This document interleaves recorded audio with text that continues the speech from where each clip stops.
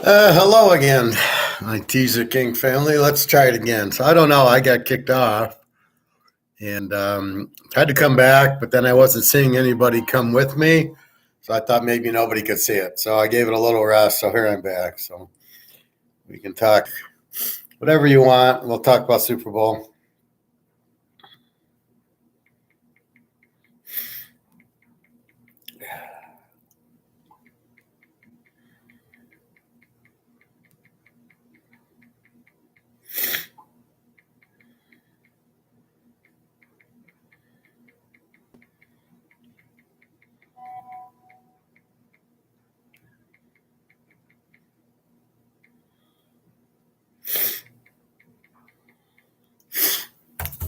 All right. So, yes, I see one. Okay. So, again, it was a good game.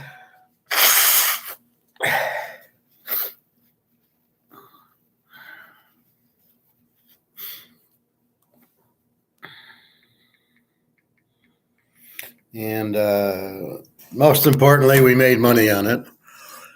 Once again, having the Chiefs and the over. We basically played the dog. I really couldn't see a difference.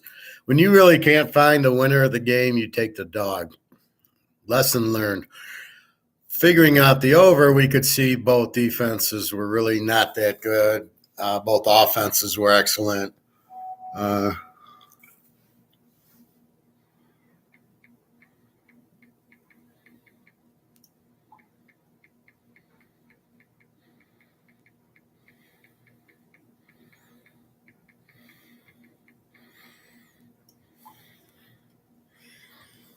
um, so what I do is, because this is a class, I try to teach you how to pick the games, right? How would you pick it? How I do it? So I'm teaching you how to fish, as the old economist. What they do is, I could give you a fish, I could teach you how to fish, and I could give you the games, or I could teach you how to do the games.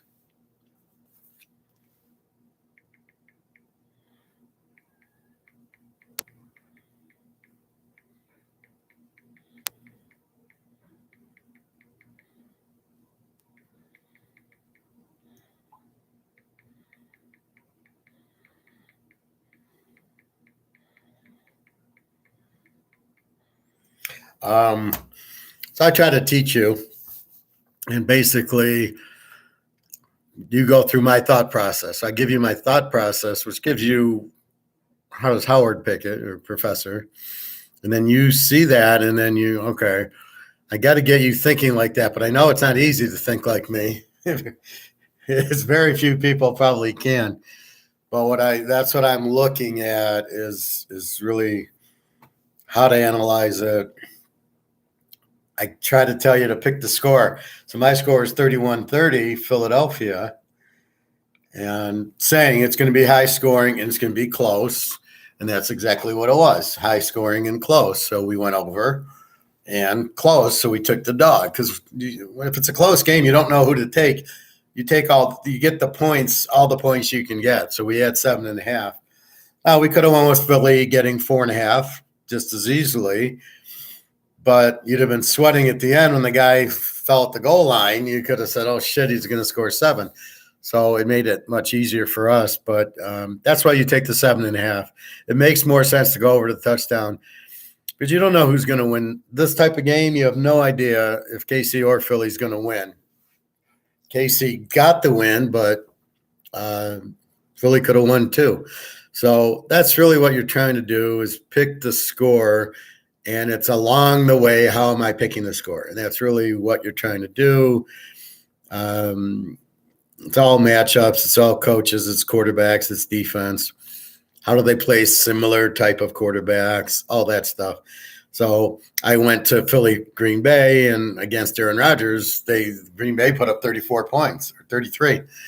So I said, oh, well, Philly's defense is good against Daniel Jones and against the fourth-string quarterback at the Niners, but now they got to play Aaron Rodgers type, and they're not that good. And who is?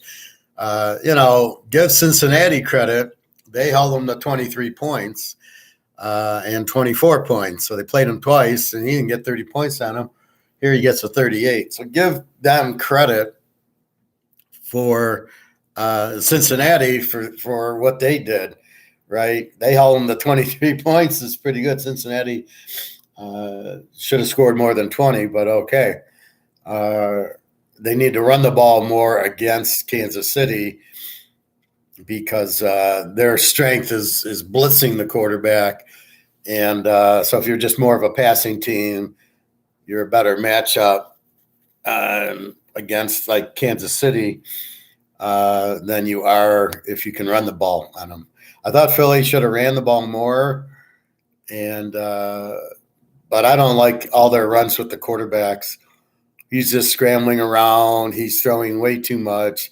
He can't read the zones and the blitzes, and really that's the problem I'm seeing with him. So you got to be careful with that. I just, you know, I think you have to be, you have to go with the Mahomes style quarterback who throws the ball to the receivers. He hits Kelsey for 20 yards versus Hurts has to run around and create a play that's a miracle. A lot of the quarterbacks do that where even Hurts' plays, he's running around, he's getting blitzed, and he throws a pass to Goddard who makes a miracle catch on the sidelines.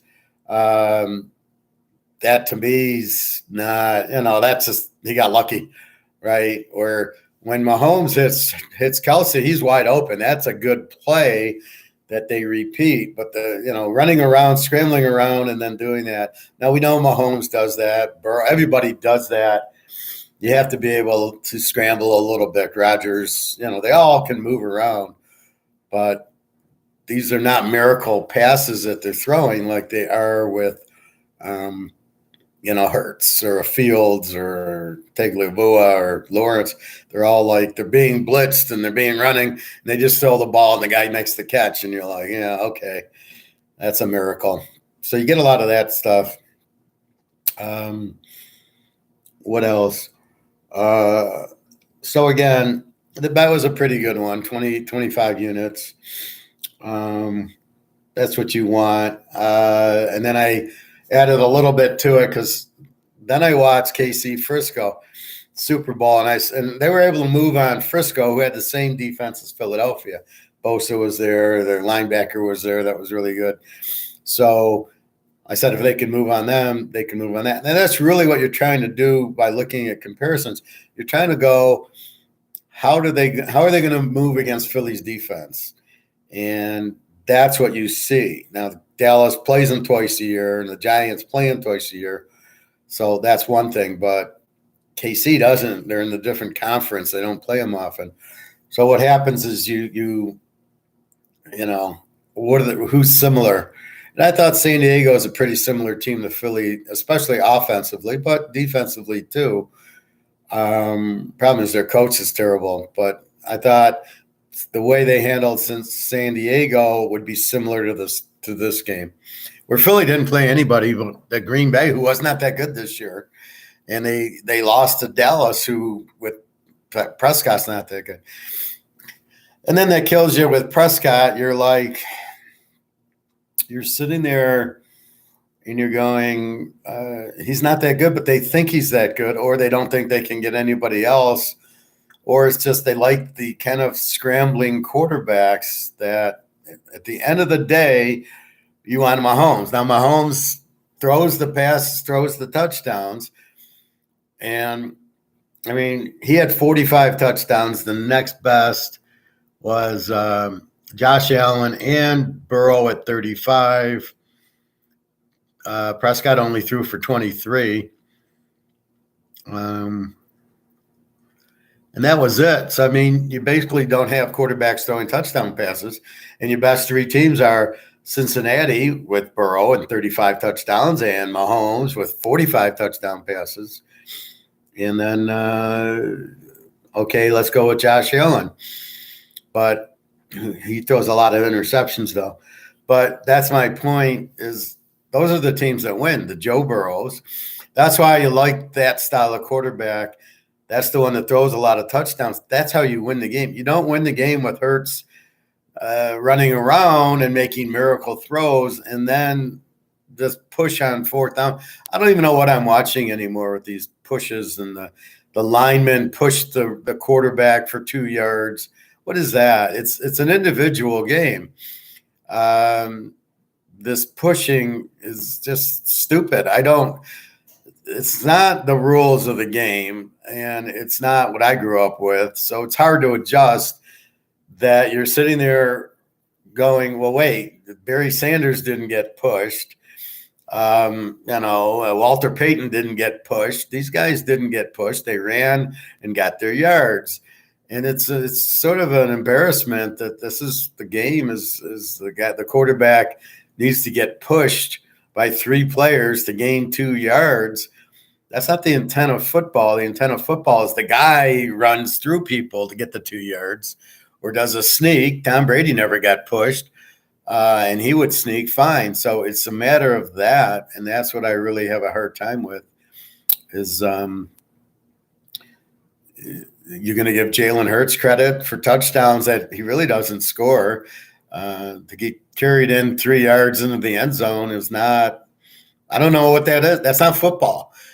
I don't know why they go away from regular football and they got to make up these stupid rules, and the catch rules are absolutely ridiculous.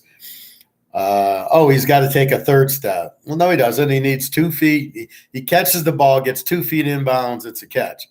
So apparently all you need is 2 feet inbounds. So when the guy gets hit and fumbles and he catches the ball and takes 2 steps, all of a sudden he needs to make a football move and he needs to run 5 yards with the ball before it's an incompletion, before it's a fumble. Excuse me? Then I've seen it where if he didn't fumble the ball and he got hit and he went down, they'd call it completion. So I don't think they know what the hell they're doing. I think the rules are far too obtuse to really understand what's going on. If the guy catches the ball, if it's there, he's caught it. And that's it. And his 2 feet are on the ground, it's a catch. He doesn't have to make what is a football when he starts running with it? Why does he need to start running with it? He caught the ball. Defined catch. Boom, you threw me the ball, I caught it. I don't have to make any move. I caught the ball. So if I'm in the end zone and you throw it and I'm wide open and I catch the ball, it's a catch. That's it. There doesn't need to be anything else. Let's say I'm on my knees and I catch the ball and I'm just sitting there. It's a touchdown. I don't have to make a football move with it. So they're really confused on, the guy and the other one, the guy came down and it dislodged when he hit the ground. Why does hitting the ground matter? If he got his 2 feet in, that's all that should matter. It's a catch, 2 feet in. It's it. That's it. You don't need to. Why do you get tackled 20 yards down the field and you lose the ball because of the ground? You didn't maintain the catch. What is that? That's bullshit. That's not. What is that? You either catch the ball or you don't. So a lot of these rules are just insane. The instant replay, they got to go to commercial for 5 minutes because they're looking at something. Well, shit, you don't need to. The refs called the play. And the ref's calling the play at normal speed. He's not calling the play at frame by frame super slow motion. So not only do you make the ref look bad, but it's stupid because you're not playing the game in super slow motion frame by frame. That's not how the game's being played. Why are you replaying that to verify the guy got his second foot in bounds or it's a catch or the ball hit the ground? That should just all be at normal speed. To slow it down frame by frame is really unfair because you're having refs ref the game.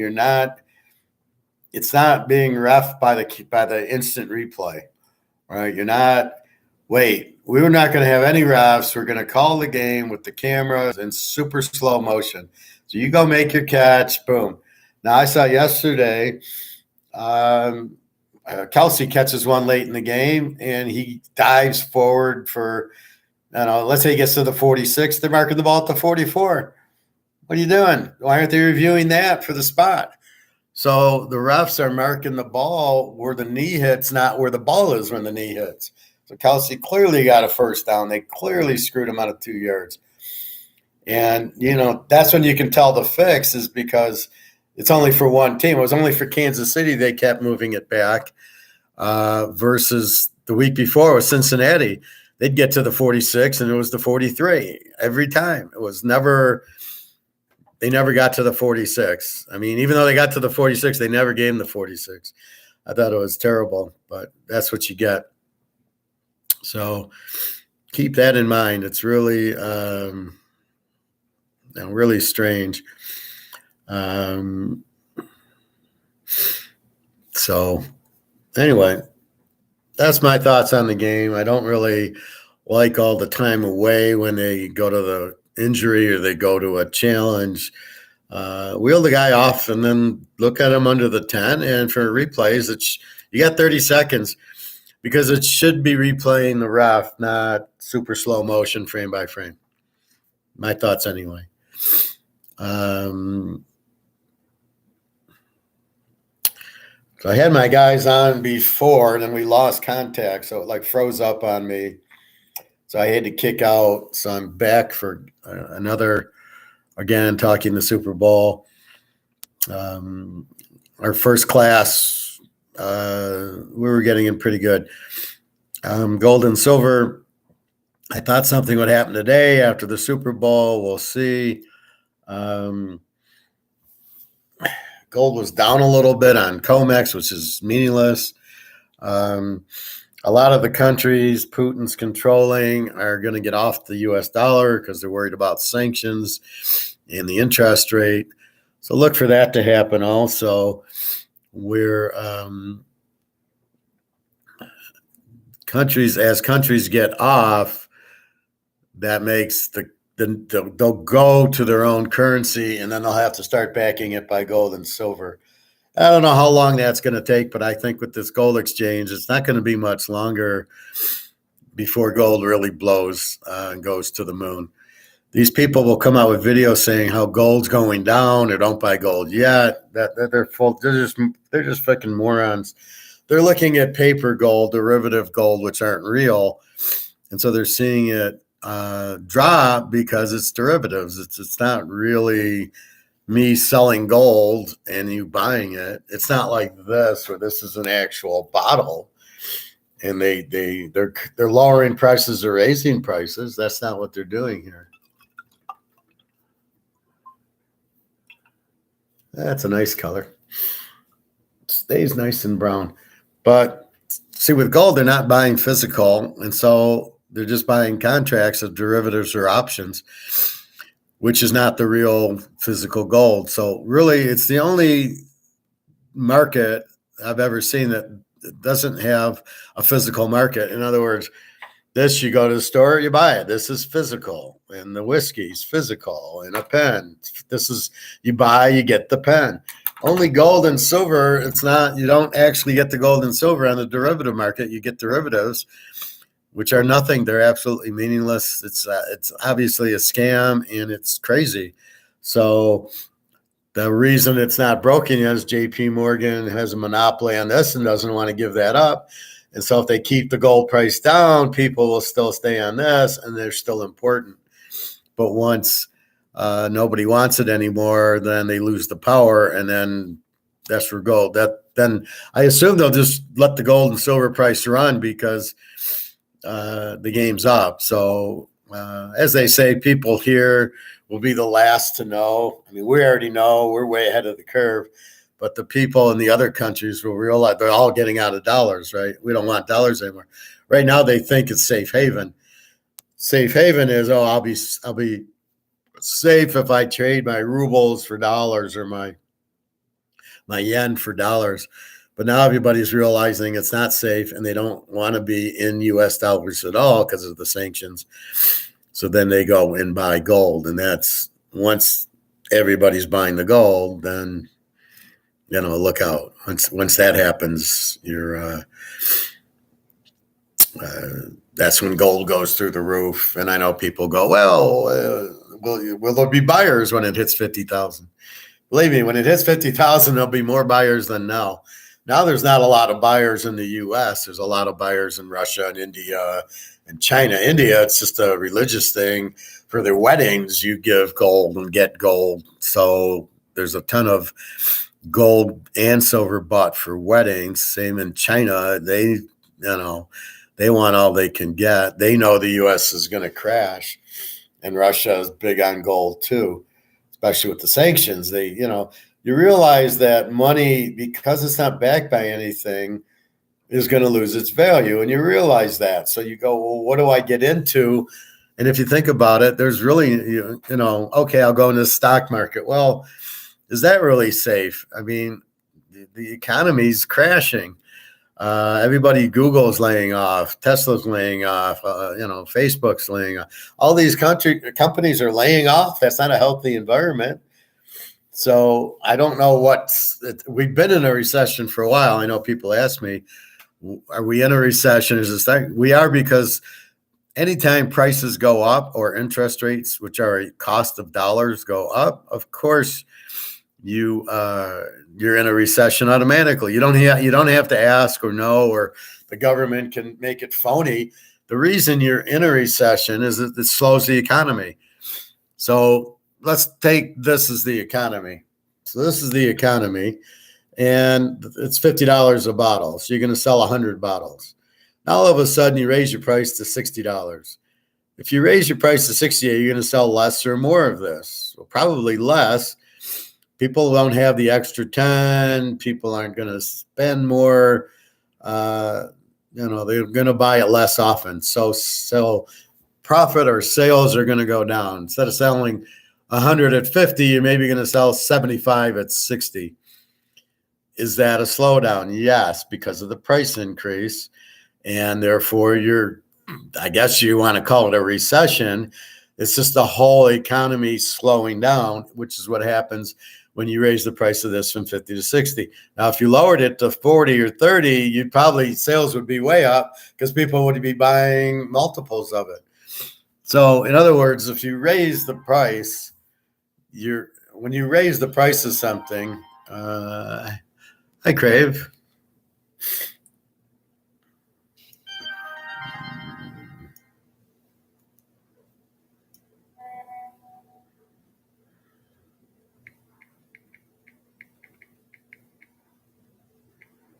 Be within a second.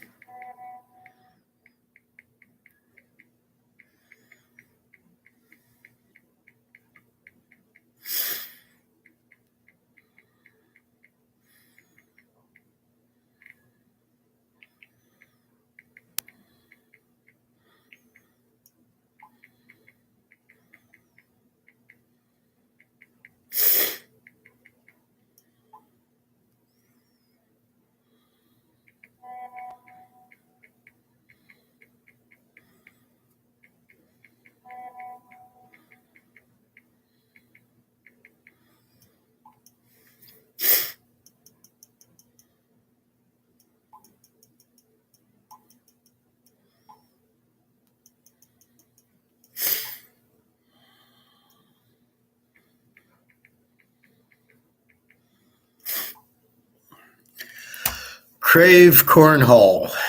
Interesting name. Were you the one who said the Eagles AB was not a great AB? I give it to you. You hit the two-team teaser but I disagree with you about the Eagles quarterback was not a great quarterback. Eagles quarterback. Sorry, not AB. You're the man. Well, you got to understand why I say that. Is Justin Fields a good quarterback? I don't think so. Not that he can't throw the ball and do that. When I want a great quarterback, I want Burrow or Mahomes or Herbert or Rodgers. I want a guy who throws for a lot of touchdown passes. And, when you're down, he's going to get you there. And the problem I have with Hurts is he's a lot of running. This pushing is ridiculous. Who would you rather have then, Mahomes or Hurts? I'm pretty sure you'd rather have Mahomes.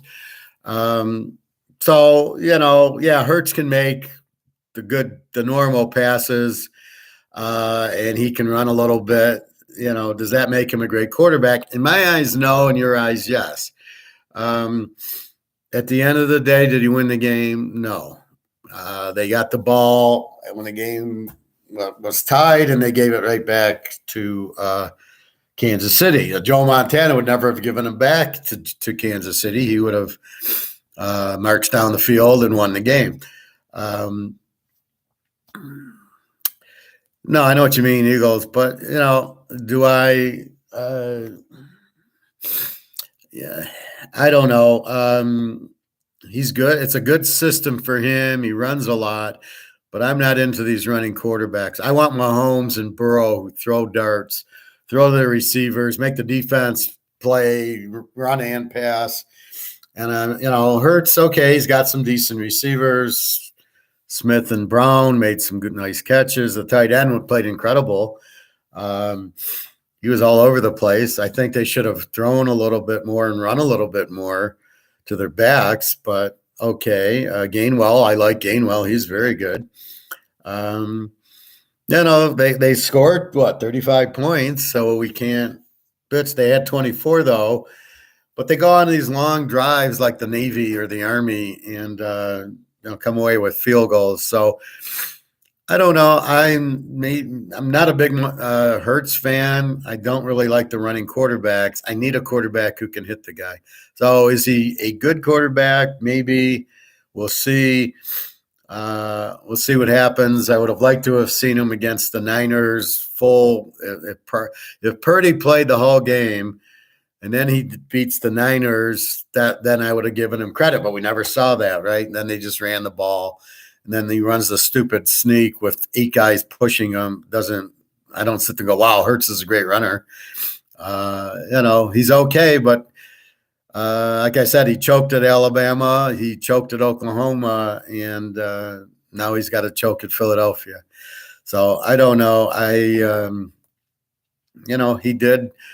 He had some good runs and he had some good miracle completions. To the Goddard, I mean, those are just miracle throws that were caught. But, that's okay. He's okay as a quarterback. But you can see he missed time with the injuries. And he runs a lot. He doesn't slide. So I don't know how, if you're going to win with the guy or not. But he did look good, 35 points. I give him that. But that's just – I'd rather have Herbert – Burrow over him. Maybe that's what I mean. I think he's a second-tier quarterback with the Mahomes and Burrow and Herbert and Aaron Rodgers and Brady being the first tier. And then he's better than Tagliavua and Lawrence, that's for sure. I'd rather have him than those. But again, a lot of it is the offense, and he's got 2 good receivers and the running, so they've really stacked the offense for him. So I don't know. I'm not going to sit there and say the guy is terrible. For my criteria, I'll take Mahomes or Burrow or Herbert over him.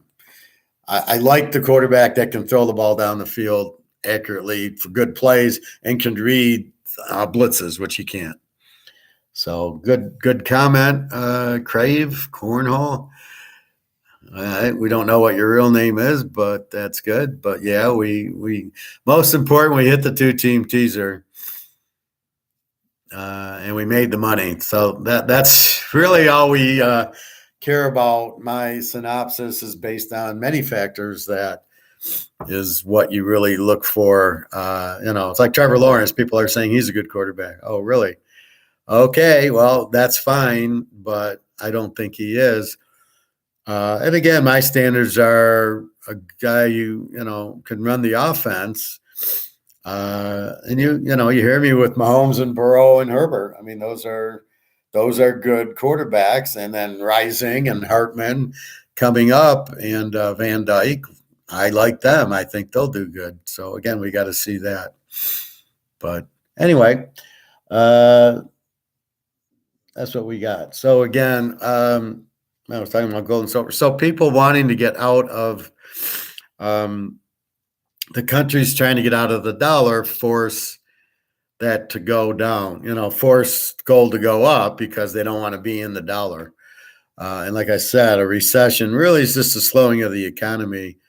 And therefore, all that means is, the economy's rising prices is obviously going to slow the economy.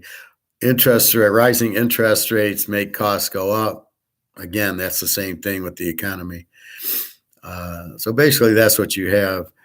Um, and is it a big deal?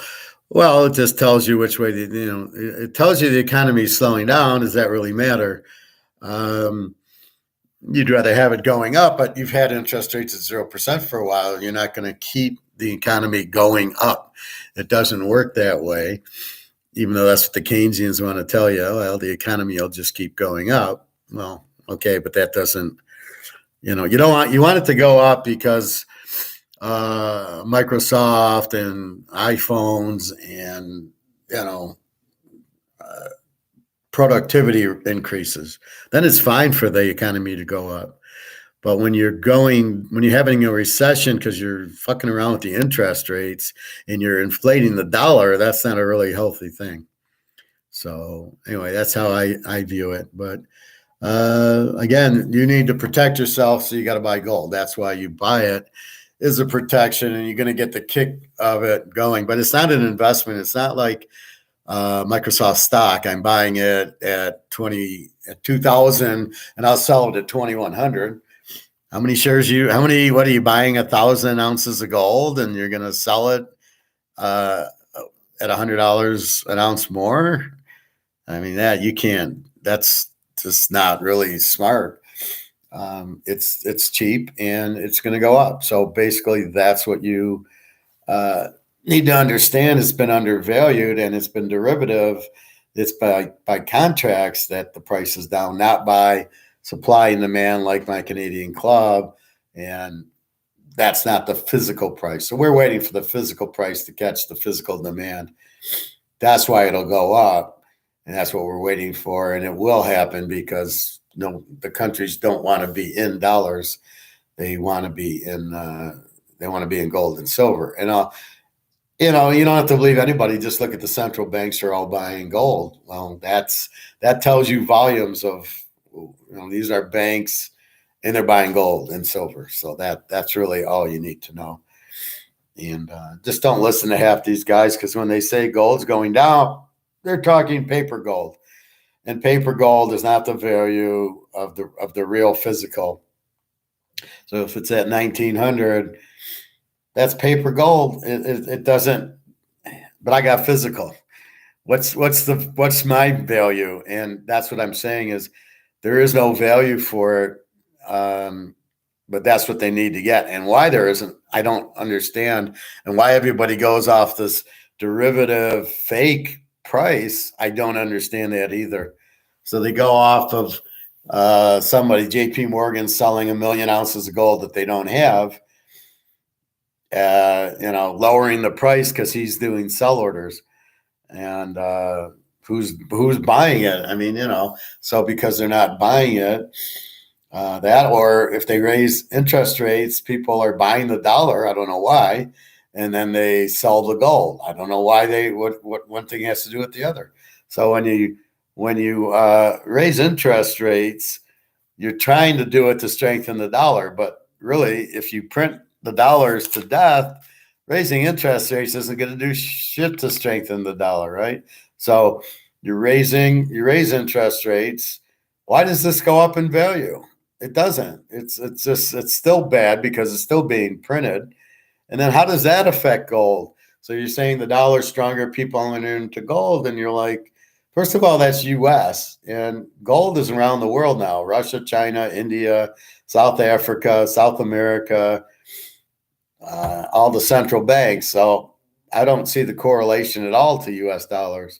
Maybe in the U.S. people are into dollars and not into gold, but I doubt that very seriously. I think people are, I think more people are getting into gold, but when I go to buy gold, nobody knows, nobody cares, right? Oh, professor bought 5 ounces. Who cares? Where does it go? It doesn't get on anything, and I don't force the price up. But that's just me. But that's what you do. So you just keep an eye on it, and you're going to make a ton of money. But it's not even that. You're just going to get out of the dollar and the dollar is going to crap out because nobody wants it because sanctions and interest rates and all that. So that's really the economic look of what is why I think gold is going to go up and why you should own it, because the dollar's going down. And as the one guy says, well, it's not really gold going up, it's the value of the dollar dropping. So until they stop printing the dollar, it's going to lose all its value. And I think it's already past that point. It's much higher than 6 or 8% because they don't include everything. That's like the football game. Well, we want to include the second quarter. So Casey actually won 38-24. I mean, that's about how stupid it is. You got to include everything, and you're pricing it, which you can't. So you're trying to value inflation in prices. It's not a price thing. It's a dollar thing. The effect is the prices go up because it takes more dollars to buy your Lucky Charms. So really the Lucky Charms aren't going up in price. It just shows you the value of the dollar dropping. I went to this grocery store yesterday for Superbowl just to get some stuff. I was noticing, what did I want to get? What did I get? Eggs were like almost $5 a dozen. But that's not inflation. They had to kill a bunch of chickens because they got disease. Well, that's got nothing to do with inflation. That's how a price goes up is the supply goes down. And so if that's what happens, then supply goes down, that's what it is. But with that said, what else did I see? Cereals were all pretty high. I think I got some muffins for Super Bowl. They went up a little bit, but that's not what I normally buy. I normally get the veggies, and they're not bad. The peppers and the broccoli and stuff like that. Even if it goes up 20, 30 cents, I don't notice it. I don't know what I paid for it anyway. So if I pay $2.29 for broccoli and it goes to $2.69, I don't really notice. It's a couple dollar item. It doesn't matter. It's what I have to have, my veggies. So that keeps me healthy. Anyway, so that's what I'm seeing at the grocery store. There is inflation, but sometimes it's inflation. Sometimes there's a shortage of supply.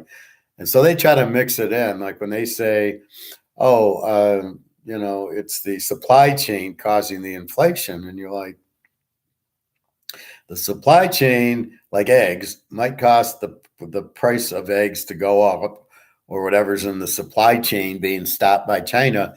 So that might be why that's going, the price is going up. That's not inflation.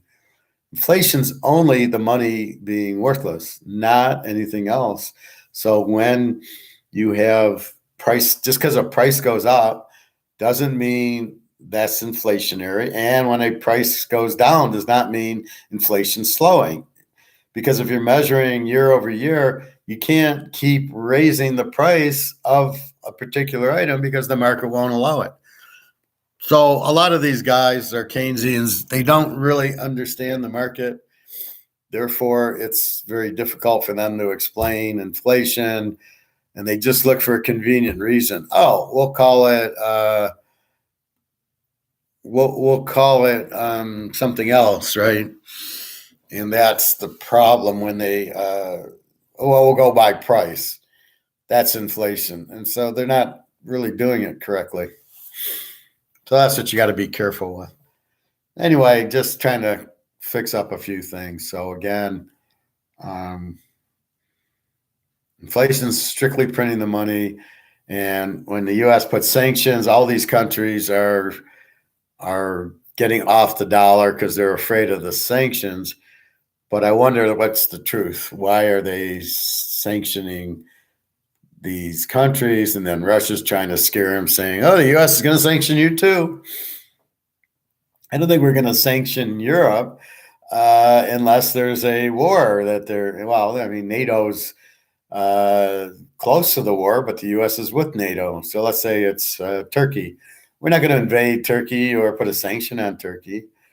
I have a friend she's Russian. She got to Turkey, And it says, well, did you have trouble with the earthquake? She says, that's in a different city, and she's still there, and she's fine. And you're like, what the fuck? So, I guess it's a big country. I've never been to Turkey. And so, she's fine with it. So we will see. But it looks like that's where the Russian people can get out of Russia, is to go to Turkey. They can't come to the U.S. or I think most of Europe because of the sanctions and the war and everything else. But this is a strange war. I've been watching, what did I watch? World War II stuff, just to kind of compare notes. And Hitler makes so many stupid mistakes. Thank God he ran the army, because he's an idiot. The whole Stalingrad thing was not necessary. I don't know if they win the war or not, because when the U.S. comes into it, they probably still kick their ass. But terribly stupid thing. And then you're going to Russia for oil. Was that really your closest oil place? Or should you just have made a deal with Saudi Arabia and sold them gold or sold them something for their oil? So that's where he kept fighting instead of negotiating, where he could have done that.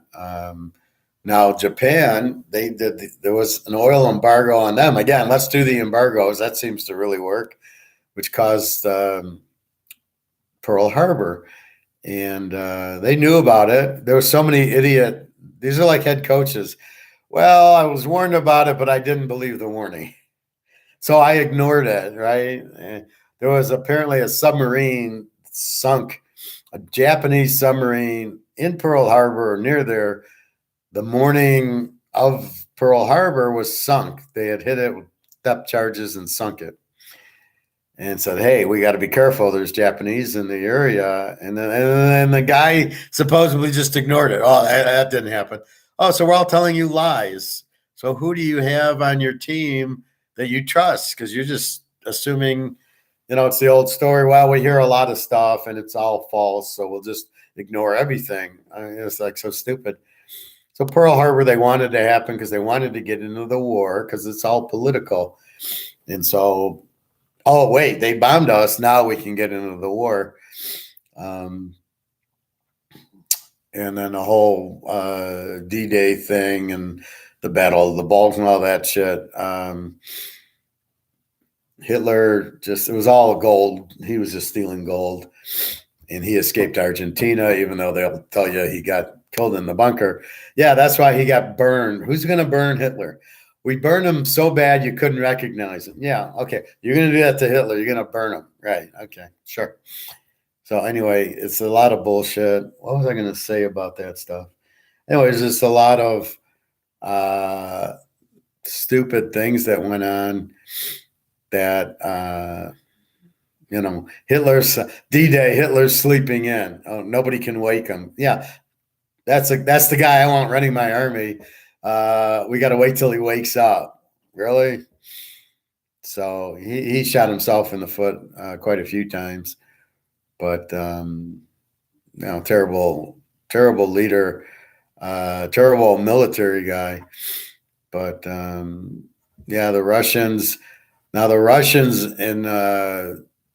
at Stalingrad were very smart. They kept delaying it, and then they surrounded all the German troops. And you're like, what the fuck are the Germans? Why are they fucking around in the city? I mean, why didn't they just nuke it or whatever, or just bomb it to death?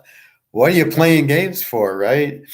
We want you to run the ball, so we're going to play 3 deep zone and you run it. No, I'm still going to pass. The Germans were stupid there. Give the Russians credit. They held up until all the tanks and everything could save them. But what was Germany doing? I mean, and that was only supposed to be one of their forces. One went to Moscow, one went up north to the sea, and then one went to the oil fields. What is he thinking? What are you going to do when you get it? So you got Moscow. What are you going to do? It's a worthless city. I don't know. So there's a lot of things that were done that didn't make a whole lot of sense. Um, anyway, there's certain things that came up. I said, "Oh, I got to talk about," but I can't remember. Anyway, what else was I watching? Um, I don't know. The football game, I just thought too many better ref game because they didn't call as much, but I thought Cincinnati game was totally fixed. I even put in my Twitter, oh, so is this going to be another fixed game, the Super Bowl? And, why they're affiliated with, um, DraftKings is really stupid.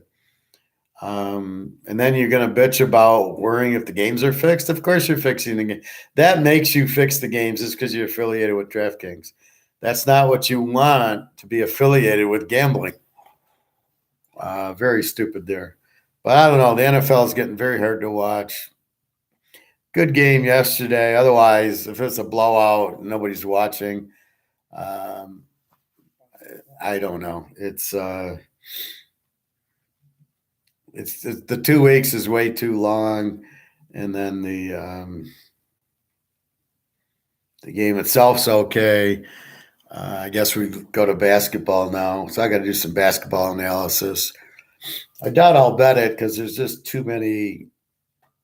There's too many games back to back, 3 games in 4 night type of scenarios. West Coast, East Coast, all that stuff's very hard to. You got to really watch it every day. Maybe I can do it now that football's over, but had a good run, made a lot of money in football this year. Like I said, I am with a guy who I get 20%. I give him the games. He bets the games, and if we win, if he wins $500, I get $100, and I got a lot of money. And we cashed almost every week, except I think we were like 16-2. We cast 16 weeks. I get little PayPals, and only twice did I not. And one of them was like a break even. We got kind of teased. We could have really had some big weeks. And then like what was that one game? The New England and the Bear game. That was a lock, and then New England loses. So instead of winning a ton, we like break even.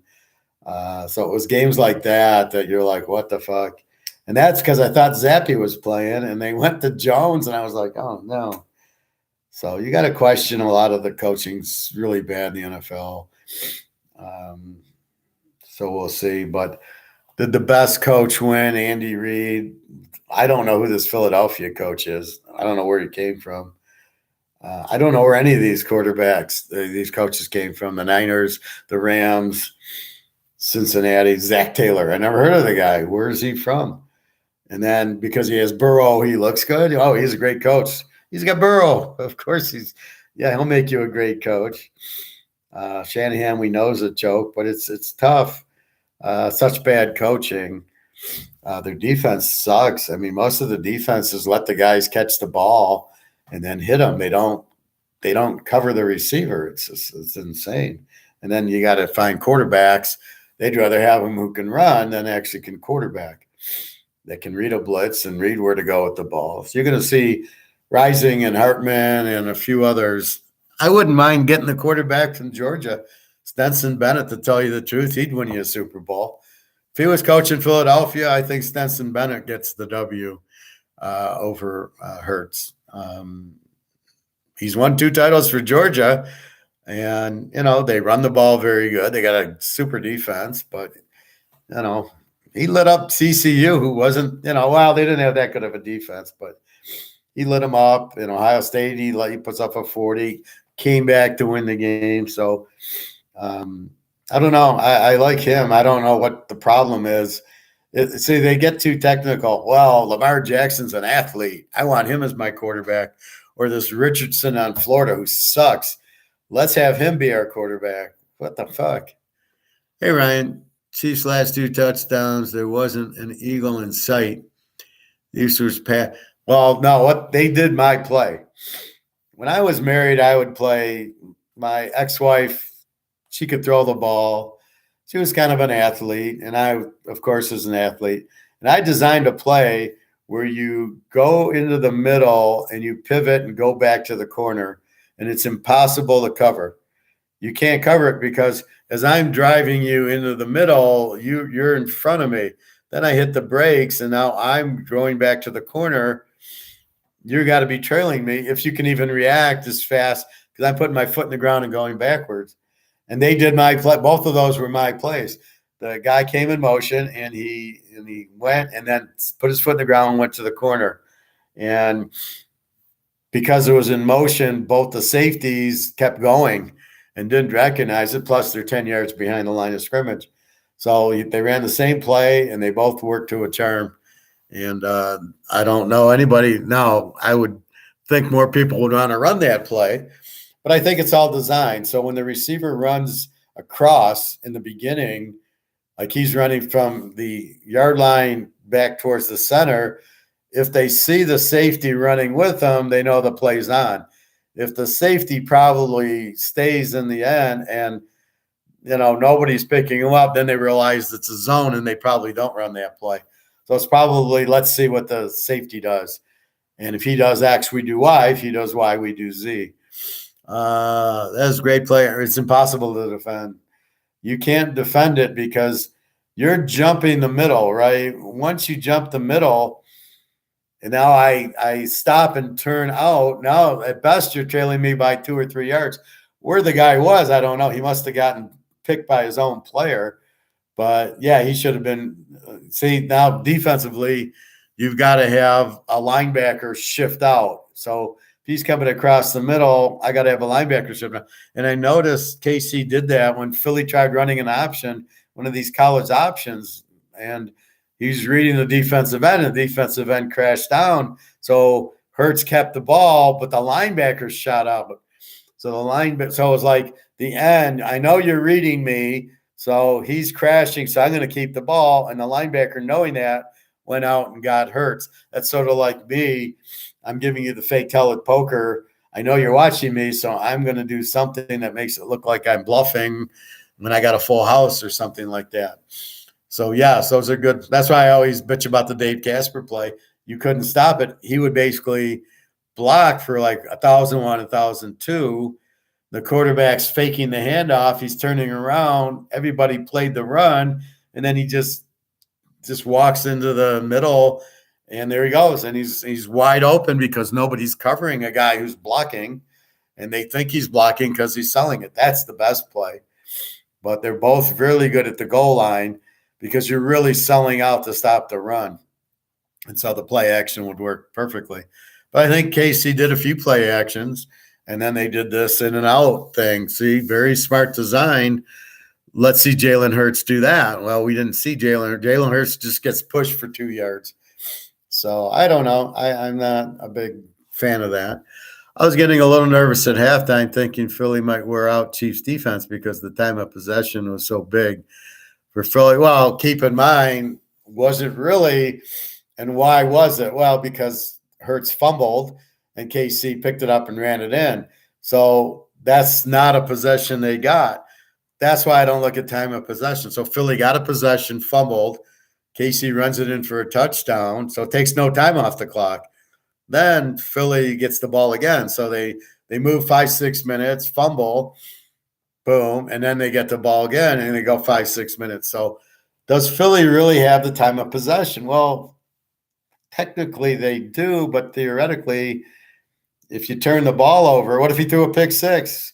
Well, of course Philly's going to have the time because I didn't get time. I ran it back for a touchdown. I didn't get any time off the clock. So, they tend to even out. I don't know who won it at the end. KC had the ball the whole second half.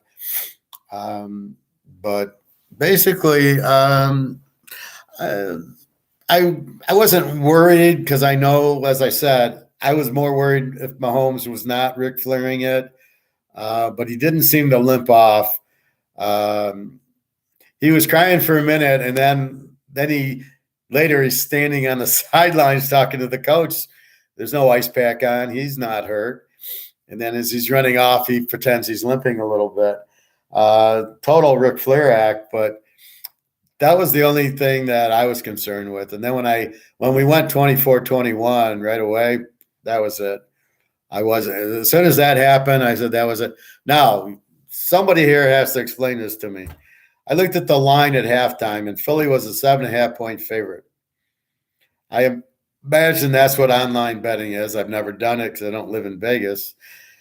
And I more or less picked the scores. So I'm assuming I could add the Chiefs plus 7.5. Is that in the second half, or is that for the whole game? This I don't understand. So theoretically, I have a chance to get Kansas City in 7.5. Like, oh, Philly's just going to roll them. Oh my God, that would have been a major lock. So again, is that for the half or the whole game? But either way, I would have taken KC in 7.5. Got to be fucking kidding me. He was standing there smiling 3 minutes later. Yeah, well, that's what I'm saying. So he's on the sidelines crying and then, doing his Ric Flair. And then, like you said, a couple before they went in, he's talking to the coaches, not really worried. So I'm telling you, he was never injured. He is just faking the limp. Look at the play he got rehurt on. He was running full speed. And then the guy kind of got him by the ankle, which I'm sure they're aiming for, which I'm sure he's got protection on. So he wasn't, he didn't get re-injured. And he certainly didn't, look at the way he limped. It was not the way a normal guy gets. Look at me when I hurt my ankle. I couldn't even walk on it. I'm like gimpy as gimpy can be. There's no way I'm walking on it. And he's kind of running off. And then, oh, wait, I'm supposed to be injured. But I don't think he was ever injured. I saw the play he got hurt on, but big deal. There's plays like that you really don't get injured on all the time. Or you stop or you're quick with it. The Magic Archer. Ooh, I like that. Good name. All for the script. Well, no, the script was 37-34 Philadelphia, and Kansas City won 38-35. Everyone on TV will call the AFC Championship game and Super Bowl the guttiest performance of the decade. Well, as of now, but I like I think the Jacksonville game is the guttiest because that's when he really got hurt. And then I thought for the Cincy game, I don't think he was. I think he might have been 95%. I think it was a little bit hurt. I don't think it was a high ankle sprain in the truest sense of, is there 10 different high ankle sprains, first of all? And I think it was you who told me that you got it hurt in basketball. You couldn't even walk on it. So if you can't even walk on it, how is he running and diving out of bounds?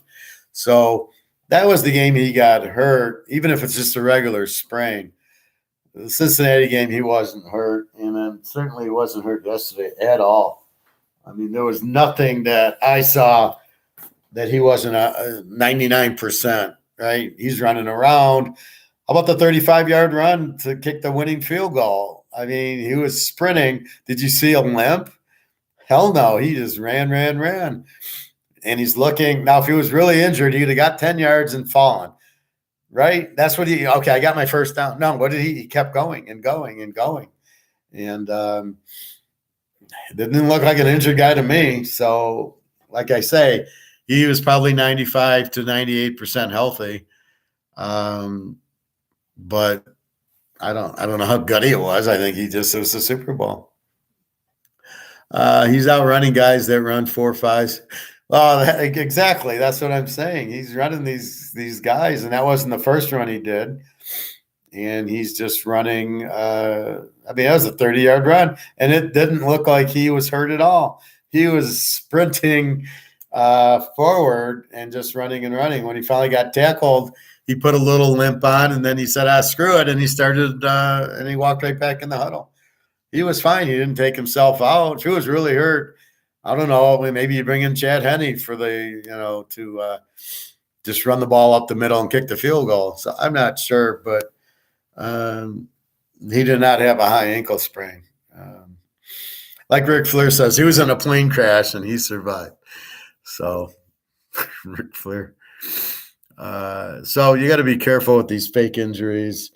It's mostly soccer that created it because in soccer, a guy will take a dive and they give him a card and then the guy gets up and kicks a goal. So you got to watch these sports with the dives. Like I said, Mahomes dove in the Cincinnati game at the end and got the penalty, which got the field goal. But there's no way he was injured. No one will call this out on TV because they don't want to be suspended or canceled. Yeah, well, except for me. Absolutely. Definitely faking. Definitely part of the fix. I mean, look at the line. The line was Philly minus 1.5 because people are still thinking Mahomes is fixed. I heard one idiot on Bet MGM, my favorite. It's on in the car. It's one of the stations when I'm going to swim, and he says, I think I'm going to bet the under, and then I'm not going to bet Mahomes over 295 yards because I don't think he'll play the whole game. Like, did you watch the Cincinnati game? This guy is not sitting out. He's made for the Super Bowls. Are you out of your mind? And that's how stupid some of these guys are. They don't even realize he's not hurt. People just tell them something and they believe it. It's like when I go back to the communist in the hot tub, and he's saying, well, I read Karl Marx. And I says, but okay, why do you want to be a Joe Stalin supporter? That worries me enough, talking to a guy in a hot tub who wants to read Karl Marx and be a communist, and he's like proud of it to the point where he came to me and says, I'm a communist. And I'm like, okay, what kind of conversation are you going to have with a guy who says, I'm a communist and I read Karl Marx? Let's see, Stalin murdered how many millions of people? And then Hitler was also a dictator. Same thing. This is what you want to be, and you live in America. Well, go fucking live in Russia or go live in Cuba. And I said, how about Cuba? Oh, they got it. They're fine there. And I'm like, oh, okay, I can't have a conversation with somebody that's stupid.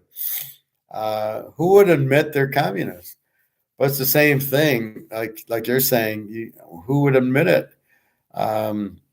So again, it's a trust factor. So I said something about gold, and he says, well, I don't know. You're a stranger. So like, I don't trust you because you're a stranger. And I'm like, so are you friends with Karl Marx? Does Karl Marx, do you know him well enough that you're reading his shit and that guy you want to believe, but you don't want to believe me? I mean, it's just, they don't want to talk to me because I'm different. I'm capitalist, I'm gold, and nobody wants to hear it because they all think money's the answer, and I'm trying to tell them it isn't. And I think people don't like to hear the counterpart. No, the sky's not blue, it's green, and I don't want you telling me it's blue because in my world it's green, and I'm going to just stick with that. And if anybody says it's not green, I don't want to, then you're a stranger, I don't want to talk to you. And really, I think that's the way life is. These people are so stupid that they want to just believe what they believe. And if you try to tell them the truth, they can't handle it. They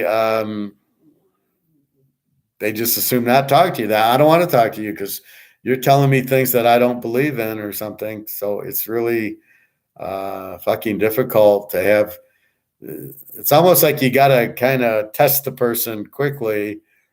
And like, are you into gold? And they say no, and that's the end of the conversation. And if they say yeah, then you can have a conversation with them. But are you trying to have a conversation because the guy agrees with you, or what's the purpose of the conversation? And I think we need to dig further into that. You don't know anybody, like you said.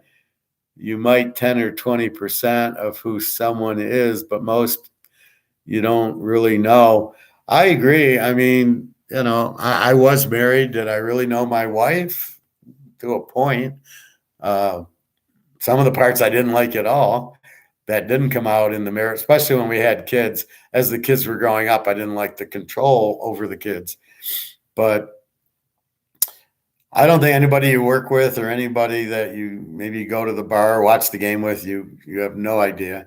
You probably know me better because I'm very open with, what I talk about, and I picked the Super Bowl. You can see why, and it won. So you have more of a comfort level that I'm honest, and I'm not really just trying to pick the games and have you pay for the picks, and so I think we have that, but I don't think you know anybody. I don't know how you know them. Everybody has some secrets that they keep, that they don't expose, they're not comfortable exposing. So I think you know somebody.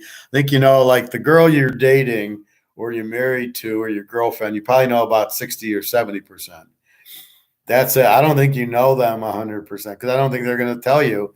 Um, my Ukrainian girlfriend, she made a comment to me, um, and she said, "Well, I was shy if I told you." Like she didn't tell me she had kids. She said they were her sister's kids. And then later she told me they were her kids. She said, "Well, I didn't want you to, leave me because I had kids." And I said, "Well, I'm going to leave you because you're lying to me more than I'm going to leave you because you have kids." I mean, kids are just normal part of everything. Ryan, you might know they like pizza or the Packers or something like that, but they're not telling you most of the important stuff.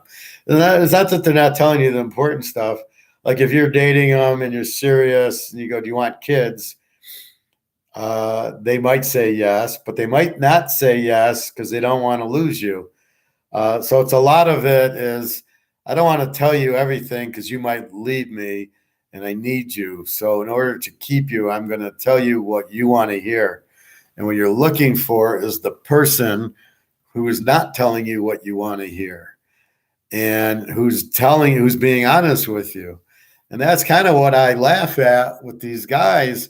I'm telling you to buy gold. It's not what you want to hear, but it's the right thing to tell you. It's being honest with you. That's what you need to buy gold because it's going to protect you.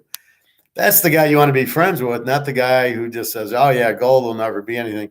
And I'm not really sincere about it. I'm just telling you so you'll like me because we will agree or buy. Yeah, I bought stock. That's why I get into these arguments in the hot tub. I'm not telling them what they want to hear. I'm telling them the truth, what they should be looking at, but they don't want to hear it, right? Nobody wants to hear sell my money to buy gold because that's all they've been told is put your money in the bank and buy stocks, and gold doesn't move. So why would I buy gold? Then they get into Bitcoin because they want to make $1 million because Bitcoin's going to go up. They don't know why. They don't know anything about it, but they know that Charlie bought Bitcoin at $10 and it went up to 60,000. So therefore, it's going to go up to 60,000 again. Do you know why it went up to 60,000? No, but it's going to because. And see, you need to be with people who tell you the truth and don't tell you what you want to hear. And that's very rare and hard to find. People like me are extremely hard to find because I'm telling you the truth. And that's a rare commodity to get somebody that says, "I don't care. I'm going to tell you to buy gold, and I don't care if you don't like me after I tell you that because I don't care. I'm not telling you for you to like me. I'm telling you to protect you." And that's why I'm doing it in my class because you guys have caught enough of me with football and everything else that understand that I'm trying to help you.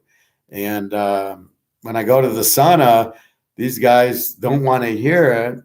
And I'm not going to tell them what they want. And I'm not into small talk at the hot tub. With you guys, it's different. It's class, well, small talk, poker, or women or something. But when I'm in a hot tub and I don't know the guy, I am not looking for small talk. Maybe a little bit, but basically I'm like, "Are you in, like, where do I go to? Are you in gold? You better get into gold before the shit hits the fan." "Oh, that's okay. Oh, this guy's really weird. He's not kissing my ass telling me what I want to hear. He's telling me about gold." And that's the problem. You don't want the girl who is afraid of losing you, so she tells you what you want to hear. Or just your golf buddies or anything. Even at poker, I don't want to talk to somebody who's telling me what I want to hear. Don't tell me I'm a great player at the poker table. I don't want to hear that. I want to hear something of substance that is the truth. And it's very hard to find people who are big enough balls to tell you the truth without really, oh, okay, I might hurt your feelings. Oh, okay. Like I said, my Ukrainian girl, she's like, well, they're not my kids. Oh, I didn't want to let you know they're my kids. You might not like me, or you might leave me or something. And now I think she understands. Just if you're not going to be truthful, I don't want to be around you. I tell her, what I tell these girls is the most important is you got to tell the truth. If I catch you lying, I will never talk to you again. I'd rather have you just tell me the truth. You like eating raisins. Okay, fine. I don't care. I'm not going to leave you because you eat raisins or any other things that you do. I see you're brutally honest. That's why you do well. You're a realist. Well, I dig into it, right? I say, what happened? And it's important to me that I'm being real and truthful, especially doing what I do with the handicapping, right?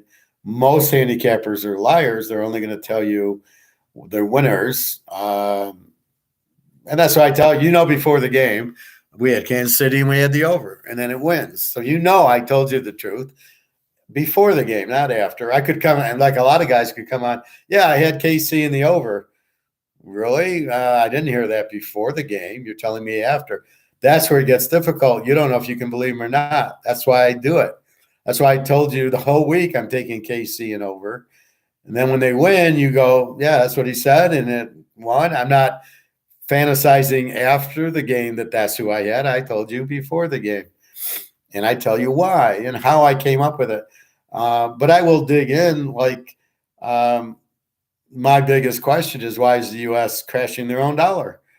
Why are they sanctioning everybody? Why are they raising interest rates? See, I'll dig into the reason of what the fuck's going on. And my conclusion is because the Chinese are running the U.S., and who benefits from the U.S. crashing but the Chinese and the Russians. So that's where I'm actually taking down the road of figuring out not that the dollar's crashing, but why do you want it to crash? Because the people in charge know they're crashing it. You're in charge of the fucking U.S. Why would you crash the dollar? Because the dollar's our backbone. We are the best country because we are the richest, and we can produce and the defenses, and we can come out with airplanes and missiles, and you can't really fuck with us, and we got the money. When you take the money away, you take all the industry away, you take the defense away, we're fucked. So why are you doing that? And the only conclusion is because the Chinese run us. But that's where I'll go and ask those questions of why? Why are we not that we're crashing? Not is there a recession? We're way into a recession, but it really doesn't matter. That's just a slowdown in the economy, which really doesn't matter if you don't fuck with this. If you had gold and you never had this, you would never have a recession because it would all stem with the gold. You couldn't inflate. You couldn't raise prices. You could raise prices if the productivity was better. But with competition, what's happening is you come up with not only substitutable goods. So I don't need an iPhone. I can buy an Android. But because of the competition, the price goes down, the quality goes up. It's win-win-win for everybody with the gold. And you need substitution, and you need the competition. That's the key to the way you need to run everything. With the dollar, you kind of put JP Morgan going, we want a monopoly. We don't want competition. We don't want substitution to this. We don't want you buying gold and silver to substitute this. We want you to stay in this. So again, why do you want me in something that's losing value? You have to be smart enough to understand it's losing value. And then I asked myself this question a year and a half ago. Biden takes office. They start printing $1 trillion. I understand it's inflation is printing the dollars to zero, which is what they're doing. And then I go, how do I get out of this? And I started thinking, well, I'm getting other currencies. And then I realized the euro, the yen, the Swiss franc are all printed the same way. They're printing them to death. So I can't get into those currencies, which left me Mickey Mantle cards or gold and silver. And it was cheaper to buy gold and silver than Mickey Mantle cards. But that's the thing. And that's why, like Nick asked me about the Burrow card or the Mahomes cards. Mahomes is going to be a good investment because he's now won 2 Super Bowls, and it's going to be him and Burrow for the next 5 years. So yeah, that'll be good. And everybody likes Mahomes. He doesn't do the steroid crap. So we don't know he does the steroid crap. So that's really what you're looking for. Um, but I'm giving you what I think everybody wants: somebody who's honest, somebody that he's honest with me. That's who you want to be friends with. That's who you want to do business with. You don't want to trust me and I fuck you over because I'm not being honest, but I'm telling you what you want to hear. Bernie Madoff. Yeah, I go 100% in my stocks and I make you 20% on my Ponzi scheme. So he's telling you what you want to hear, right? And then people would compete with Bernie, the guy in Boston, and he kept saying, well, we can't guarantee there is risk in our portfolio. And everybody goes, but in Madoff's, there's no risk. And this guy's so stupid, he doesn't say, well, it's obviously a Ponzi scheme, at least to get him thinking there's a Ponzi scheme. What do we talk about? The games are fixed. We're talking about it, which gets people to understand it could be fixed. For sure, the NBA is. I mean, it's all who do you want to win? Wouldn't be surprised if LA won because of LeBron. Hey, he's getting old. Let's let LeBron win.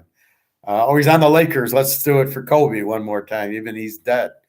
So that's really what you're trying to do. So people like me, I think it's a lot of my personality being this NFIFJ that I found that I am and understand what my personality is. I'm brutally I want to help people is the first point in my personality, right? I want to help you. But I'm going to figure things out, and I'm very analytical and I'm very intuitive. That's how I pick so well. That's how I play poker so well. I'm intuitive. I know when I won and I know when I lost.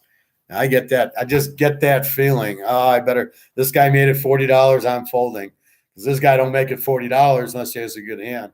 So I'm going to just assume I lost, assume he had a good hand. He doesn't, because the other 10 hands he folded. All of a sudden he's $40. So the intuition takes over. But that's my personality, which is I'm extremely very, very rare with. So anyway, that's what you need to look for, is brutally honest from people, especially if you're dating or your wife. You got to read them, right? All of a sudden she kind of looks up like, where were you last night? Well, to me, I'm like, Jenna's in Poland now, my Ukrainian girlfriend. And if she's with the guy, I'm like, just tell me, it's okay. I want you to be happy. If you're with the guy in Poland, fine, enjoy. I don't worry about that kind of shit because it's meaningless. Sex is sex. Everybody has it. Go enjoy it. What do I care? I'm not going to own you and I'm not going to control you. So that's fine. But I'd be more pissed if she didn't say that and she was. Then I'd be like, why didn't you tell me you were with the guy? She's very honest with me and she's not. But even if she is, I don't, again, the lie is much more painful than anything else. So that's really what I'm more concerned with. That's why I hate being lied to.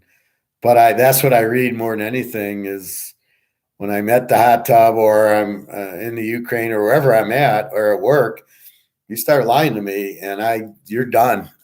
You're toast. And that happens a lot.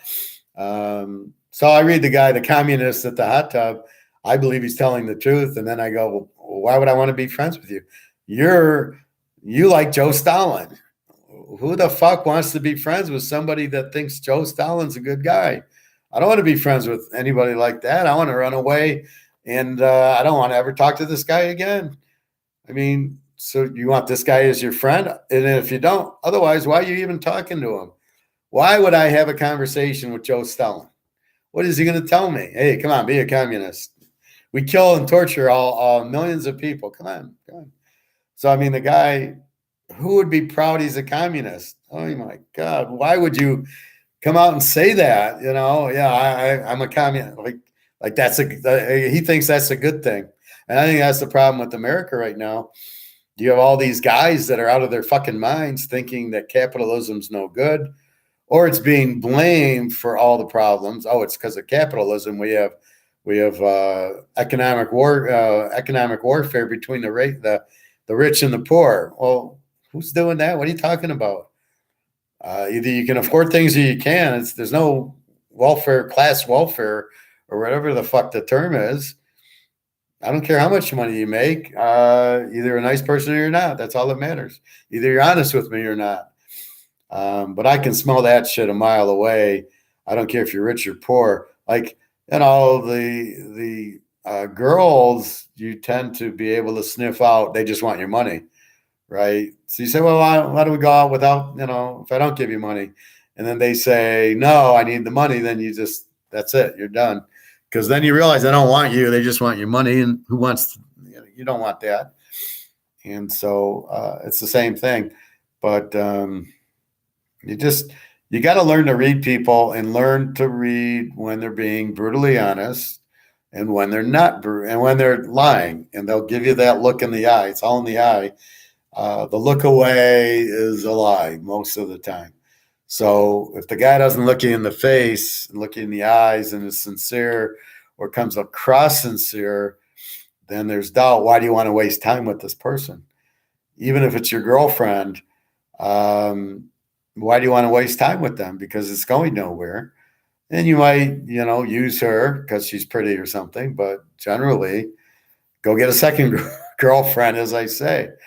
The girls are way too stupid. The girls don't want to, they meet me, and instead of saying, well, okay, we can go out for coffee or lunch, I get to know you better. And then they'll realize I'm brutally honest. Then they'll realize the guy they're with is just a liar or control freak. That's what they do. But that's a girl I'm interested in. And so say I have a boyfriend, and I just laugh going, oh, okay, fine. I don't care. What does that mean? So this is a guy you think who you don't know, as we're discussing. So, if somebody says they have a boyfriend, I just laugh at them. I go, who cares? You either want to go out to lunch or dinner, or you don't want to go out to lunch or dinner.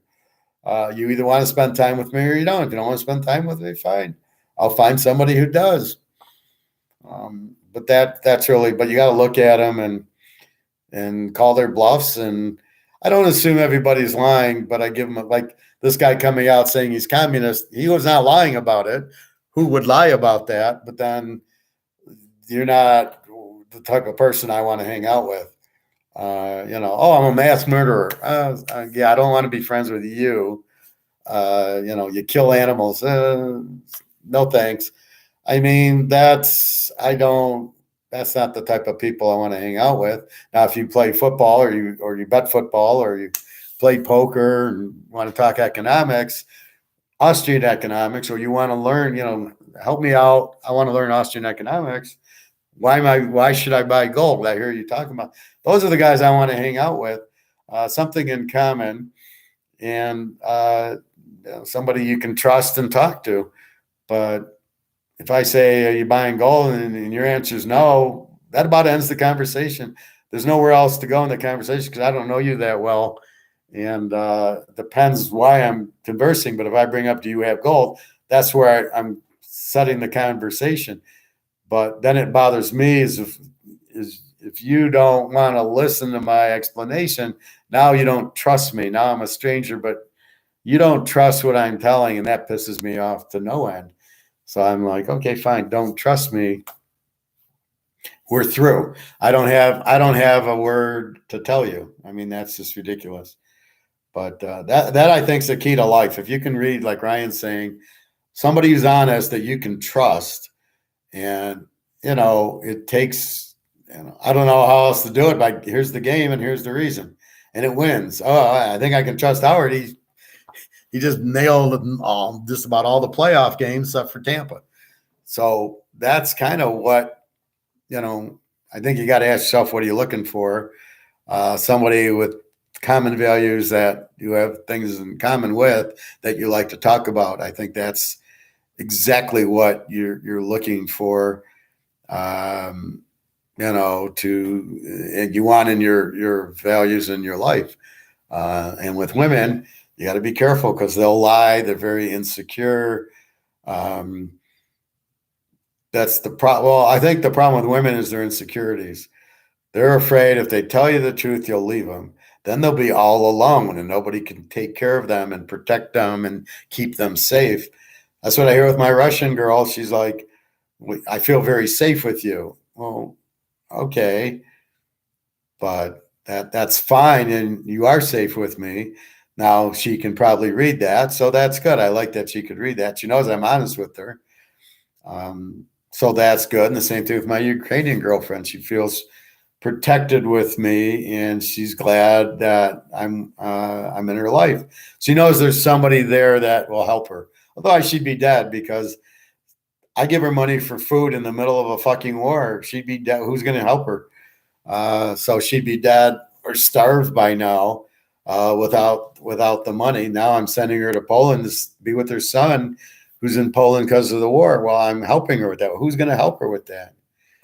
Bobby Bo, with your 420 batting average, saw the class got suddenly suspended. Yeah, I got this error on the thing, and it was like a white box, and it said wait or leave. So I hit the wait 5 times, and nothing happened. And then I hit the leave. It said UI system. So all I know is it kicked me out. And then I came back, but I didn't see anybody there. I didn't nobody jumped back on. So I then said, I'll give it a half hour. And then that's what I'm doing. So I gave it like a half hour, and then I'm continuing with class. So we're talking about being honest. Like Ryan says, I see you're brutally honest. I said, well, that's the people you want to be with, are people that you can trust because they're honest, because they're not telling you what you want to hear. They're telling you the truth. You're going to get some gold and silver with your, yeah, of course. I'm sure I will. I got to collect it, but yeah. Yeah, why not? Can never have enough, Bobby. It's funny. I was going to be set with 37 ounces of Highland Mint silver of Jordan and Emmett Smith and Barry Sanders. And I said, I don't need any more silver. I got 37 ounces. And now I got 460 if you include the Highland Mints. And I don't see a reason to not buy more at 27 an ounce. I think I showed you the video to watch, didn't I, Bobby? Well, I'll put it up again.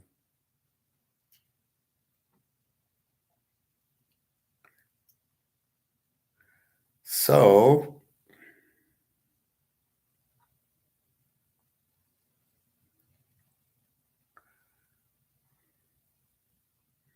you got to like this, Bobby. I got your bottle up there. See, that was used in class again.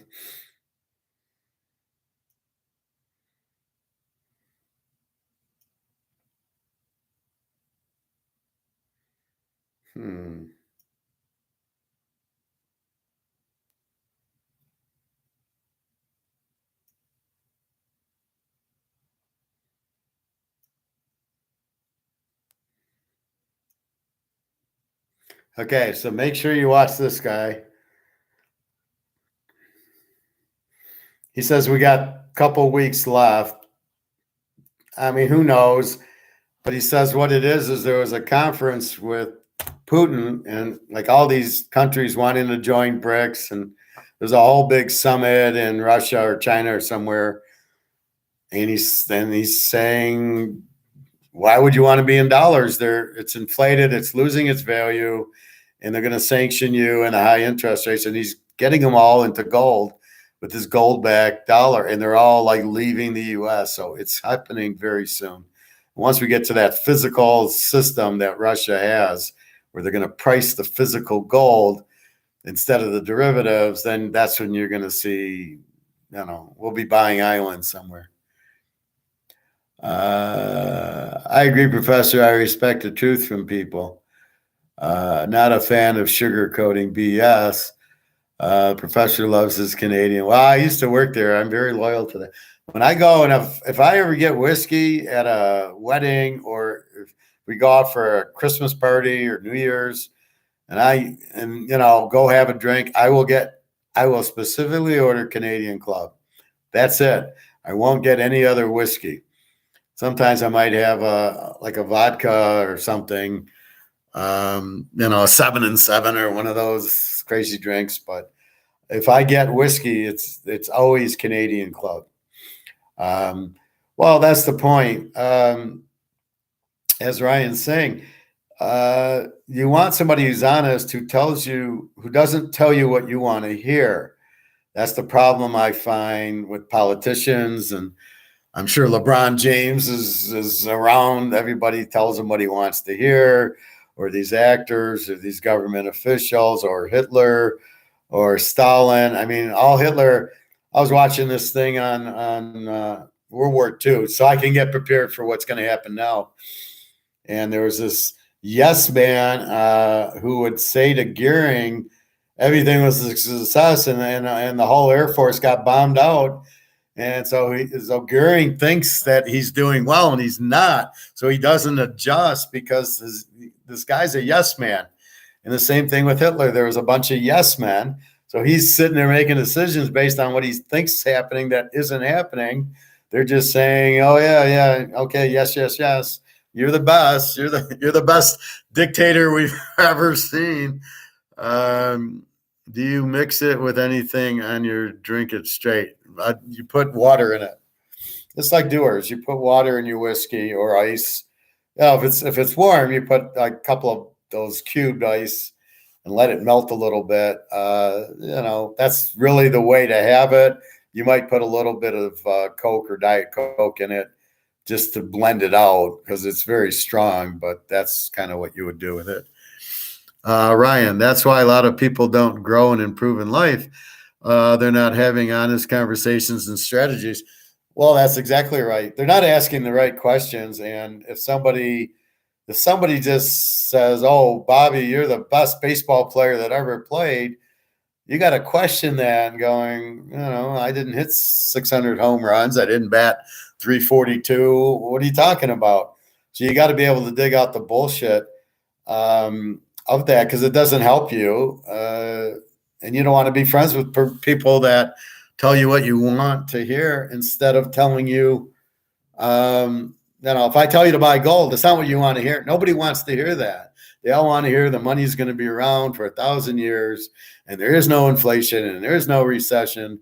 And that's what the government tells you, right? Oh, the inflation's down and we're not in a recession and the dollar's fine and we're raising interest rates so there won't be inflation. That's what the government tells you, and it's all lies. It's all bullshit. That's what when you see that video, you're gonna see that. Bobby, very true statement, Ryan. They don't learn from prior mistakes and refuse to analyze anything, but rather just react off emotions. And they don't, to take it one step further, Bobby, they don't want to hear things they don't believe in. So they'll continue. If this is their strategy and you tell them, no, you need to buy gold, they don't want to hear it. They don't want to hear it because then they have to admit they're wrong and they don't want to do the research. They're very lazy, most people. So most people they get it they listen to somebody, right? And they don't know who or what. Well, I heard it from Joe, and they don't know if Joe's smart or not. And Joe said to buy Microsoft stock. So they buy Microsoft stock. And then Howard comes in and says, well, you got to get out of the market. You got to buy gold because X, Y, and Z. They don't want to hear it because then they'll have to admit they're wrong. And they don't want to be wrong. They're too insecure. It's the same thing with women. They don't want to, they'll lie to you because I was telling this before you were on, Bobby, where Jenna had kids and didn't want to tell me. And she said, well, I didn't want you to leave me because I had kids. And I says, I'm going to leave you for lying, not because you have kids. I assume you have kids. I don't care. I don't have to raise them. I mean, good for you. She has 2 kids. One's 22, one's 14. I don't care. I'm not raising them. That's your thing. But I'm just dating you right now. So that's all I care about. But what I do care about is don't lie to me. And my best friend, the one who's pregnant in Romania, she was a little scammer at first. But she asked for $500 for her dad had a heart problem. And I said to myself, is she scamming me or not, was Who's going to lie about their dad needing heart surgery, right? Who, if you're going to lie about it, are you really going to? Because then you're really testing fate and karma. Like, then next thing you know, your dad has a heart problem. So I gave her the money, and then she said, "When you helped me, I knew I could trust you." And I said to her, "I need to know I can trust you. If you lie to me again, I won't ever talk to you again." Because I caught her in a couple of lies when we first started to get to be friendly, and then I says, "You can't lie to me again, or I will never talk to you again." And she did not want to lose me, so we made a deal that she won't lie to me ever again, and she hasn't. At least I haven't seen that. Like when her father died, her father died. She shows me a picture of him in the hospital, and then I send her to Egypt. She sends me pictures from Egypt. Now she's pregnant. She shows me pictures where she's pregnant. So I don't ask for the pictures, but she wants to like say, "Look, I'm really telling you the truth," because she really understands, like you guys, that it's very hard to find somebody who isn't going to kiss your ass. I'm going to tell you the truth and be very honest with you, and hopefully we're friends because of that. Because I think that's more important to have a handicapper / economist who lies to you. Like the guy who tells you after the game, "Oh yeah, I had Kansas City." Really? You could say, any handicapper could say that, but because I show you before the game and say Kansas City and over, then I'm telling you the truth. I had the balls to tell you in front that I'm predicting this in the game, 31-30, and I was pretty fucking close with the score at 38-35. So I hit the daily double. My top three in order is Hank Aaron, Bobby Bonilla, and Babe Ruth. I don't know. I think I put Bobby ahead of Hank Aaron. He played like 30 years and hit 20 home runs a year. That one was for Bobby. Yeah, but see, now we're kissing his ass and we're just telling him what he wants to hear. Now he's going to have a big ego. Anyway, but you want somebody that says buy gold because the dollar's going away. Not only do you trust me, but I'm helping you and protecting you. And then you go do it because it makes sense. And then if anybody says, "Why are you buying gold?" you can come back and say, "Because the dollar's being inflated and going away." Then you make your decision, but I'm giving you the backup of why. But then on top of it, what do? I show you, here's this gold I bought, and here's all this silver I bought. So if I'm buying it for myself, what am I? You think I'm taking it back to the store after the show? There you go. But I mean, see, that's the thing. I'm giving you the explanation. I'm teaching you how to fish. Now you know why you're buying gold and silver. When it goes up, you're going to be very happy. When the dollar goes out, you're going to be very happy. And we understand what's happening in the world, so we can do it. And Bobby, as I said before you're on, do not listen to those government reports. You heard unemployment. It's meaningless. It's not even real. Then the CPI report, again, it's meaningless. They're not including everything. So you can't listen to it, or you can listen to it, but I'm not sure what is your goal in listening to it, because you're really listening to false numbers. How does that benefit Bobby by hearing the CPI is coming tomorrow? And if they say it's 10%, what are you going to do? If they say it's 6%, what are you going to do? It's not real. It's telling you what you want to hear. It's bullshit. So the government's bullshitting you. And that's what I've tried to tell you. We got that about the going to the moon. We told you about 9/11. We told you about Kennedy. All these were cover-ups to tell you what you wanted to hear. 9/11 was a gold robbery. Did they tell you that? No. No, it was bin Laden. It wasn't bin Laden. How the fuck was it bin Laden? And then they're flying a plane into a trade center and it collapsed. All 100 floors collapse because the engine oil is too hot. This is the excuse they go with. Did you check that out? Did you listen to Lear say it never would have happened? So I don't make up my own mind. I listen and I go, does that make sense? Oh, Lear of Lear Aircraft says, no, it's impossible. The nose would have hit, the plane would have dropped. There's no fucking way the oil from the airplane or the gas is hot enough to melt the trade center. Then you go take it, and then where are the planes? So a second one's going to hit, and then Building 7 goes down without a plane hitting it, and then we find out there's $100 billion worth of gold missing. Well, wait a minute. How did that? So if you just dug in, you would realize, hey, the government's bullshitting you, telling you a story that isn't true, but assuming nobody's going to dig into it. Then you got people like me who anything from the government is bullshit. So I'm going to dig into everything the government says.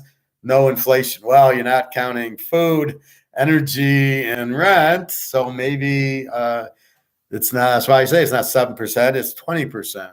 Food and utilities are way up. People are like freezing their ass off in London because they can't afford their heat bill because they're all getting fucked by the Russians there. They're paying, we're paying $100 for heat. They're paying $1,000 for heat. And that's a big problem, right? So is that inflation? Like, so how can the inflation not be like 100% in England? Just from the heat going up, and I'm sure the food goes up and the lights and all that shit. But that's just that's caused by the communists, not that. Ryan, unemployment is probably 12%, but you got to read what unemployment. All I know is I'm out of work. Yahoo's laying off people. Tesla's laying off people. Facebook laid off people. JP Morgan's laying off people.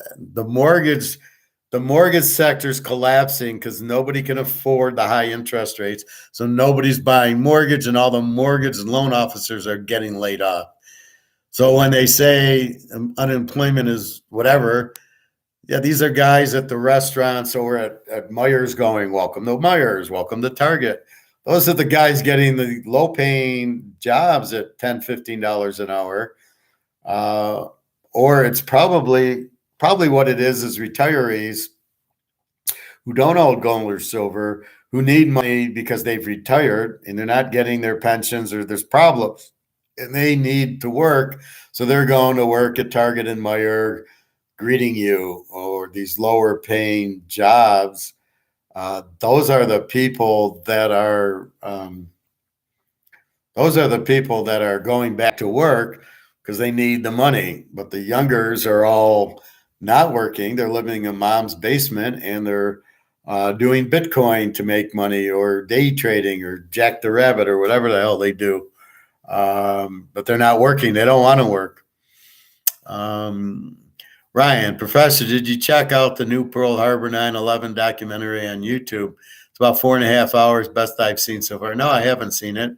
I just watched it on that Netflix World War II in color, and they go through like D-Day and the Battle of the Bulge and Germany invading Russia and France and England, the Battle of Britain, and then there is Pearl Harbor, and it's pretty fucking documented.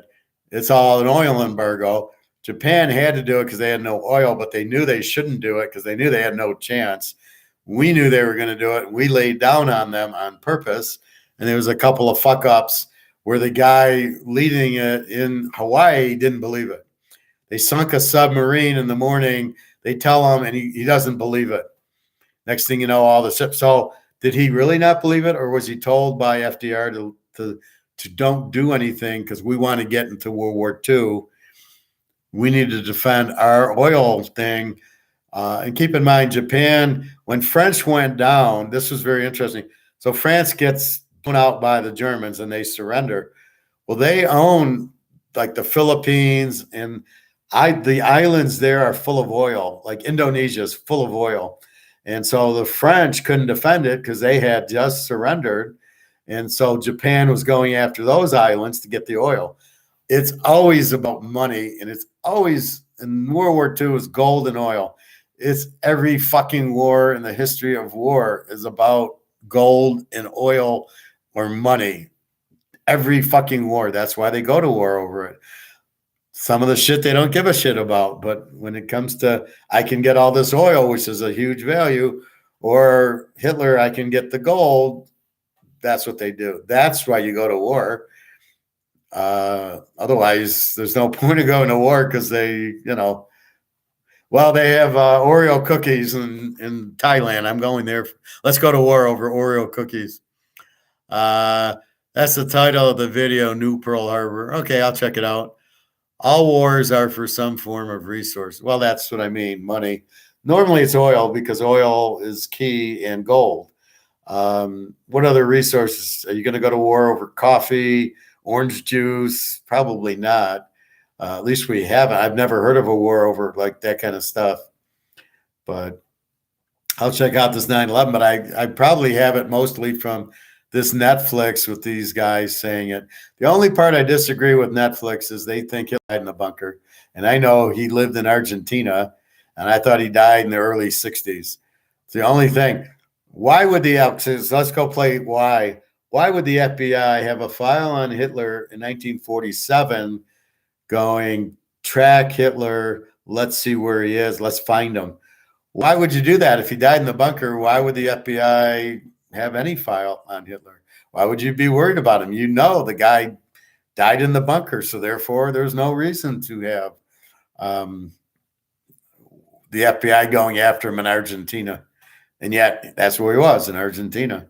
So why would they do that? Didn't we go to Afghanistan for lithium? It's in every cell phone and computer. Well, probably that and probably oil. I think that's why the Russians went there. And we left it. Now, why did we leave Afghanistan? For Russia, for this Russian-Ukrainian war, we went for NATO. And the interesting thing about NATO is they don't want Germany to get strong again, and they don't want Russia in it. So the U.S. is fighting to keep Germany out, keep Germany down, because we've already seen what Germany does when they go to war and when they're free and they build an army and then they go and try to take over the world. So we've seen that twice. So we don't want Germany to have an army and get strong. And that's what this is about, is NATO and keeping Germany down, keeping Russia out of NATO, and trying to keep NATO strong enough that it might scare people. But I think people are going, let's go into BRICS. It's far better than NATO. NATO, what's happened is nobody cares, and it's all the U.S. So we provide the ammunition and the military and the money. So we're being used in NATO. I don't know. I know they wanted to end the war, Ukraine and Russia, but they didn't because of NATO. It should be a done deal already. But like the U.S. and Russia were going to talk to end it. But NATO there was a thing with NATO that's why they didn't end it. I think Russia wanted something and the U.S. wasn't going to give it to them because of NATO. So that's why Russia, it's really the U.S. versus Russia in the war here. Ukraine's getting fucked because it's on their soil and they're losing their people. There's no U.S. guys getting lost. So what we do is provide the arms for the Ukraine to fight our war. It's the U.S. and Russia this is what this war is, and this is how we're fighting it. We're using the Ukraine to fight our war. Isn't that just wonderful? And it's really sad. And like I said, my friend lives in the Ukraine, and she won't leave it, and she won't come here. And you're like, what the fuck? So I'll meet her. March is my vacation. I'll meet her in somewhere in Europe. I don't know. We'll have to see. But I think we need to wait for it to get warm, because who knows what they're going to do in the hotels if they can't get heat. I think the end of March, it should be warm enough we could go. She wants to go on a beach, so it's probably Spain or France or somewhere with a beach. I don't know. Somewhere warm where we can relax. That's why I'm glad she's in Poland now, out of the not worried about getting hit by missiles. Ryan, why is Zelensky always in army fatigues like he's fighting on the front lines?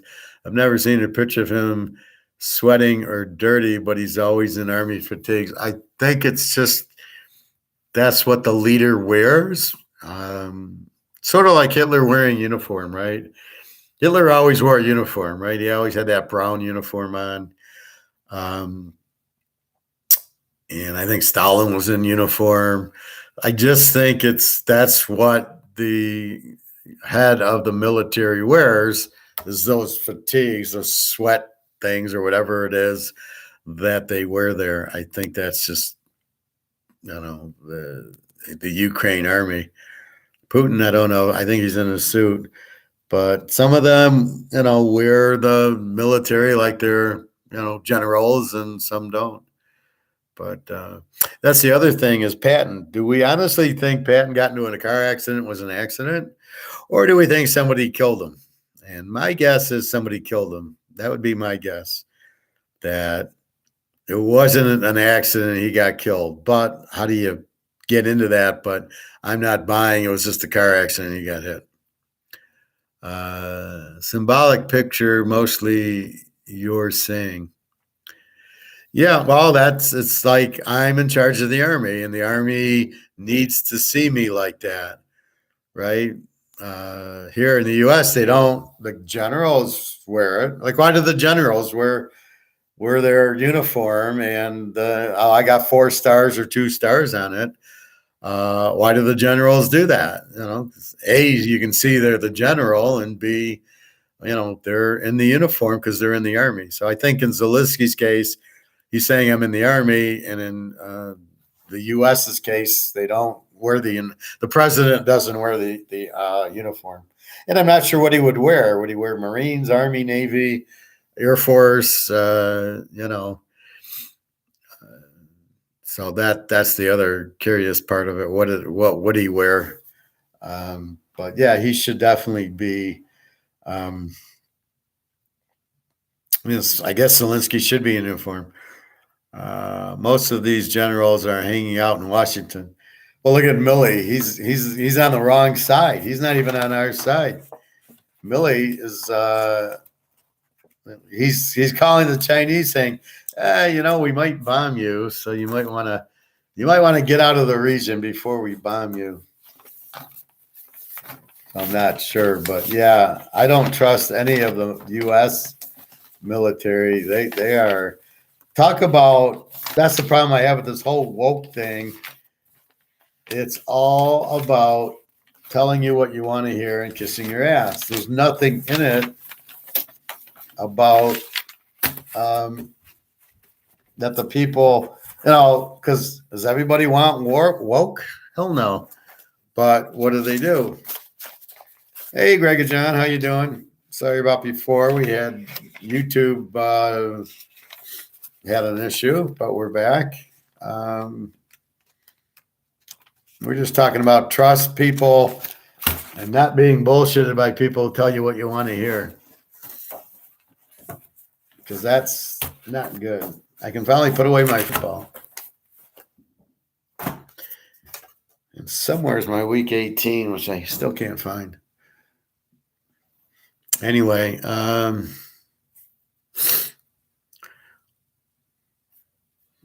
I agree. I think it's I think people need to ask more questions, and people, if somebody tells you something you don't like, you should listen and not, if I tell you to buy gold, most people don't want to hear it because then they admit they're wrong in their beliefs, right? Wait a minute, I'm in money.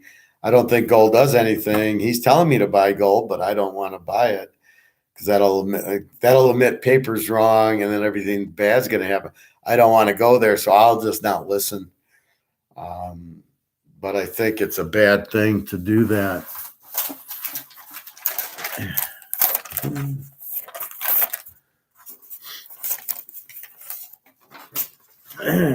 So that's what you got to do. But if somebody says somebody's happy and admits they're communist, you probably want to run fast.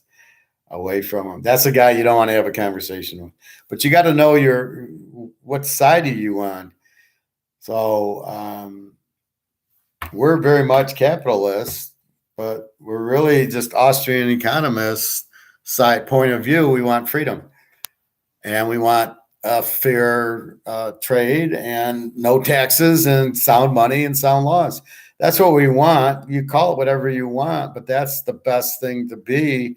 That's, stay safe and everything will be fine. So if somebody says he's communist, you got to know, wait a minute, communists are bad people.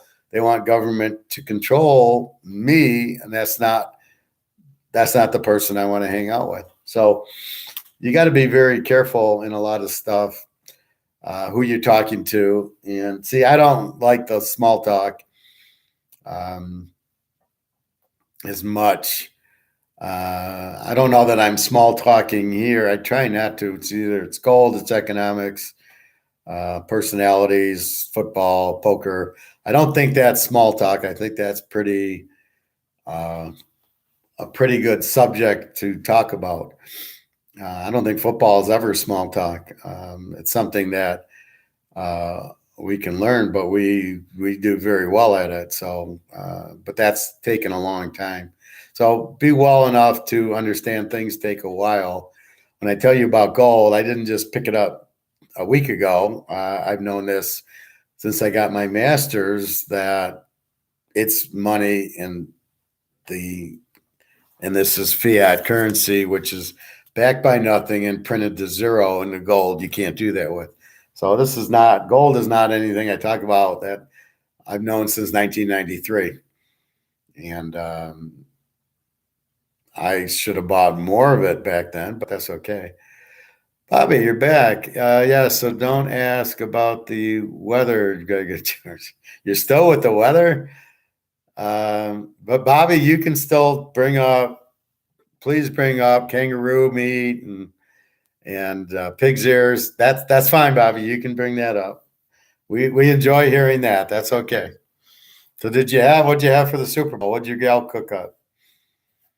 You're telling me she's cooking up what are you doing? Frog's legs, right? I had the frog leg. Okay. So she did a good job cooking it. That's good.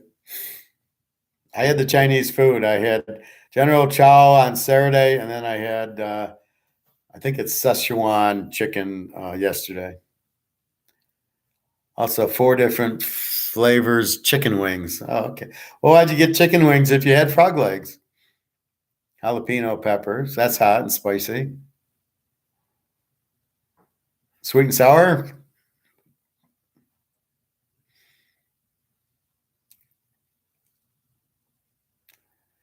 Brussels sprouts. I'm not a big Brussels sprouts guy, but I do like asparagus. Asparagus, baked potatoes, my salads. I had to throw out my yellow and orange peppers. They got kind of wet. Like I put them in a plastic, and normally they're dry, and then when they get kind of wet, I'm afraid they're not good, so I threw them out. But I got more in the fridge. I gotta cut up. Hopefully they're okay. They've been in the fridge a week. I think with my back, I might do another fast, but it's not. I don't know how good it is to do 75-hour fast every month. But we'll see. My back's still a little sore, tender. It's like in my upper middle back now. So you always wonder, am I having kidney problems or is this pulled muscle? But since I'm not throwing up and I have no fever and I don't have any other symptoms, it's just a pulled muscle. So it's more going the hot tub. And I've been taking this. I don't know if maybe this works. I don't know. I'm expecting to get cured, but I'm not going to get cured. I think it helps me for the time being. But, now I'll just sit in the hot tub and just stretch a little bit. I don't even know if that's good or bad.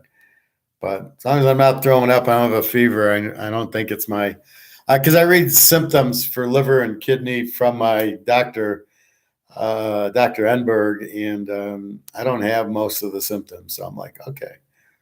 So it's just a pain. It's just a pain in the middle of my back, whatever that is. Now I'm getting more ounces of silver with those winnings. There you go, Bobby. Why don't you buy like a quarter ounce of gold? It's $5.70. But it depends where it's going. No, I don't do physicals. I just fast. What are they going to tell me?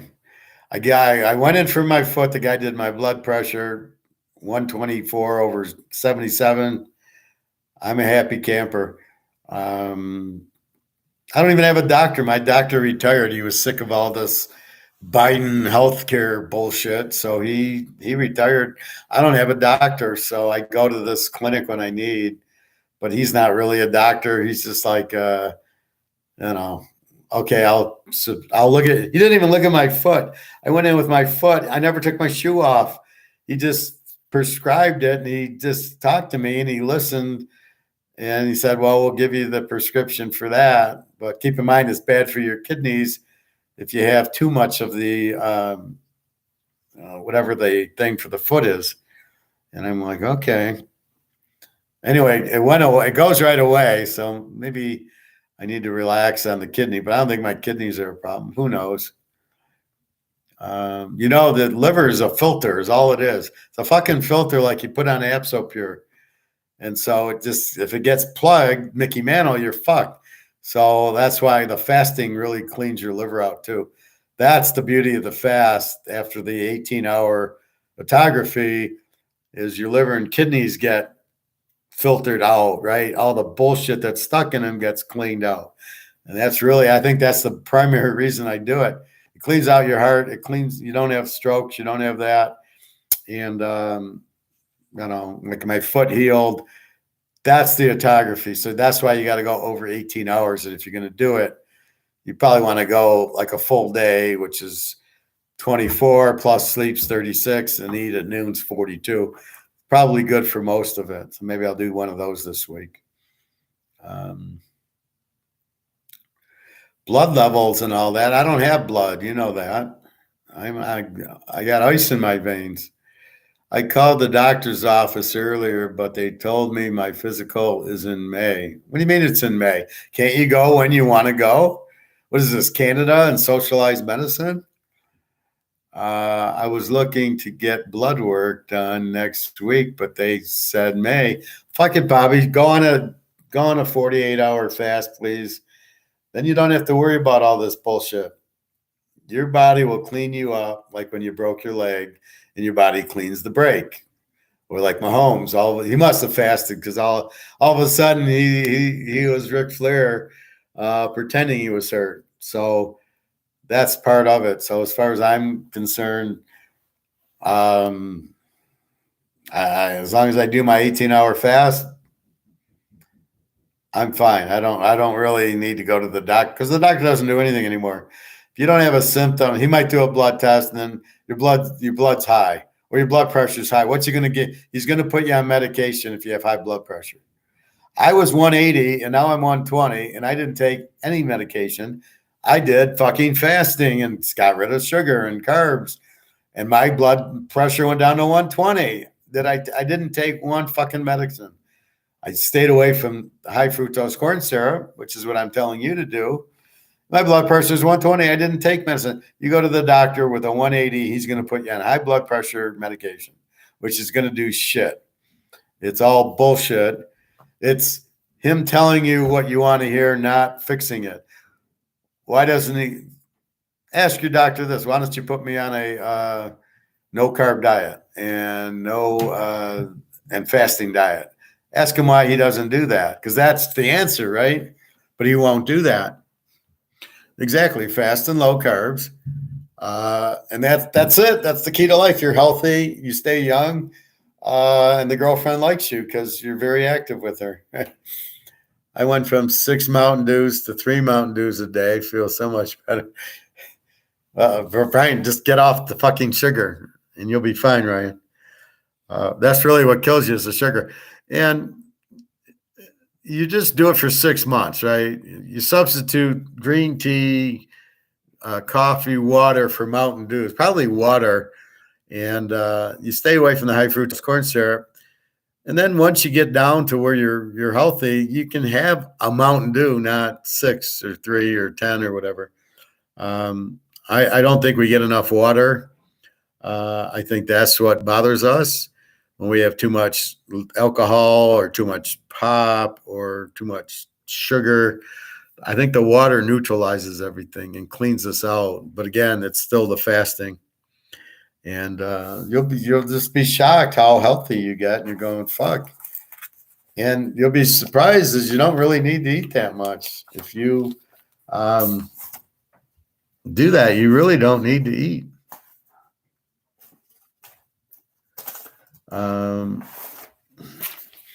I mean, people that eat 5-6 meals a day, it's ridiculous. I keep looking for my week 18. I can't find. Where the fuck did it go?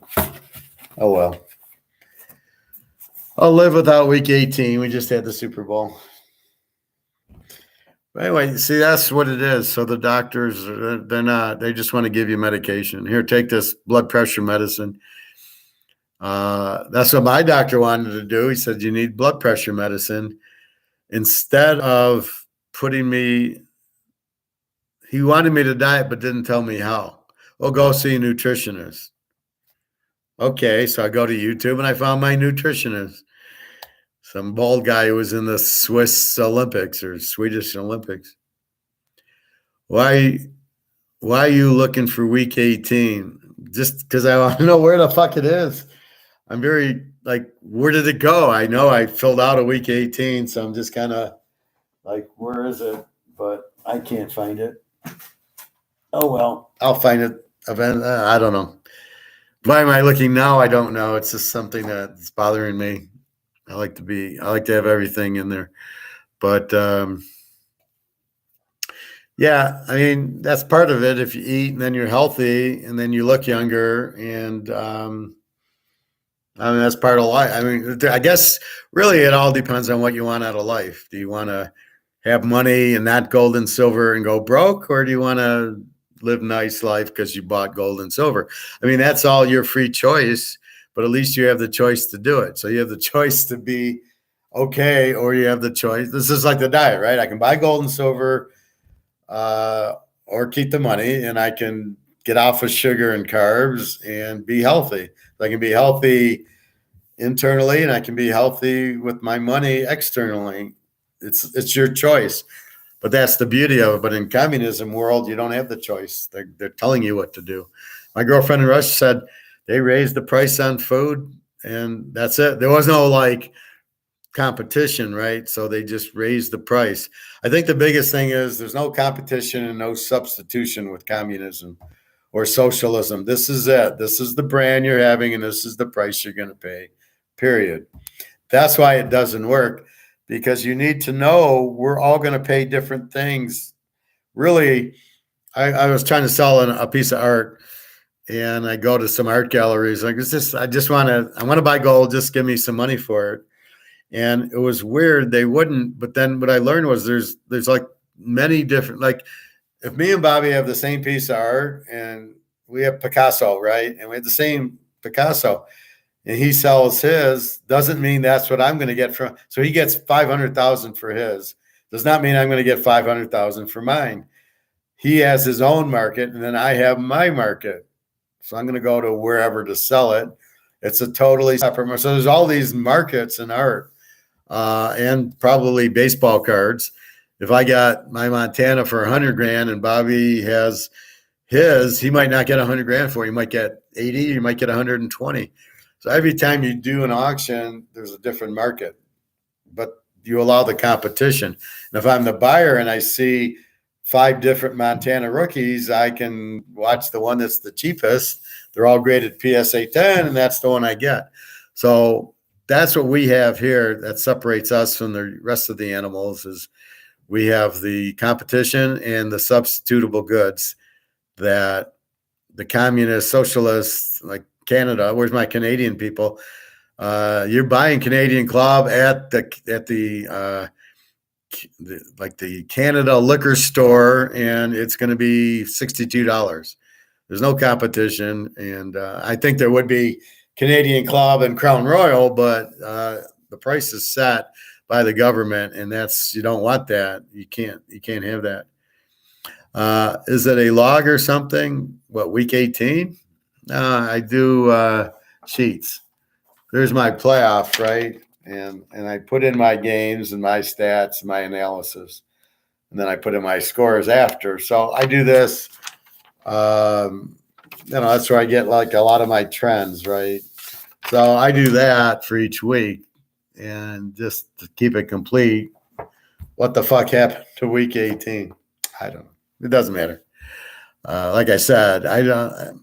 Once in a while, I'll look at what happened in 2015. I have a notebook that, I wonder if it's this one. I was in school in 1993, and I'm doing football. Let's see if I have it. Maybe not in this notebook. There's some old notebooks I have where I show the games, right?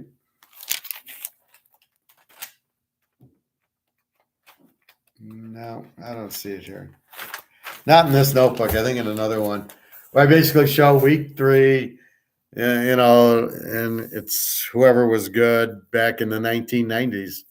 And that's who I'd have my lines, and then I'd have my bets.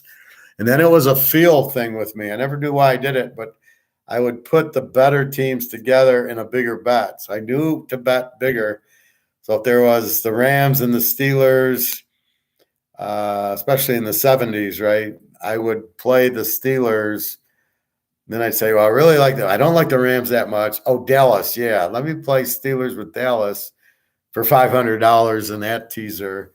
And then I would put the Rams with the Lions in a $100 teaser. So I knew to stagger my bets, because I always knew of one was better. And then I knew I'm going to have a loser. And the only way to win is to stagger the bets, because you're not going to go 4-0 in teasers. It's not going to, it happens very rarely. You're going to go 3-1. For me, I go 3-1 a lot. I always have that one loser. So once we get down to this, there's no loser to get. KC's going to win, and Cincinnati and the under and the Philly. So it was just the two choices. So I'm deadly then. It's when there's 15 games and I can pick them all, and I get that one loser in there that I got to worry about. Sucks that football is finished. Yeah, we'll talk about the draft and free agency coming up. Yeah, it really does, even though it's fixed, and Mahomes is going to, win for you, Bobby. And the problem is basketball. Are we excited about basketball? We used to be excited. Okay, now we'll focus on basketball, and then the playoffs, and then baseball starts and golf starts. But I'm not. I haven't watched basketball in a long time.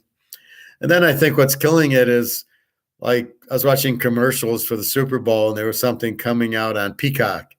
Who the fuck's getting Peacock to watch a TV show? So you want us to buy the Peacock network and Netflix and this network and the Disney network.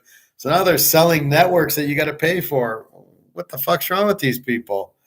No. You offer it for free. I mean, so they're trying to get us to pay for. So in other words, you get Fox, right? And it's free. And then they have the commercials, and they bring on the Super Bowl. So everybody watches it. And then they charge for the commercials.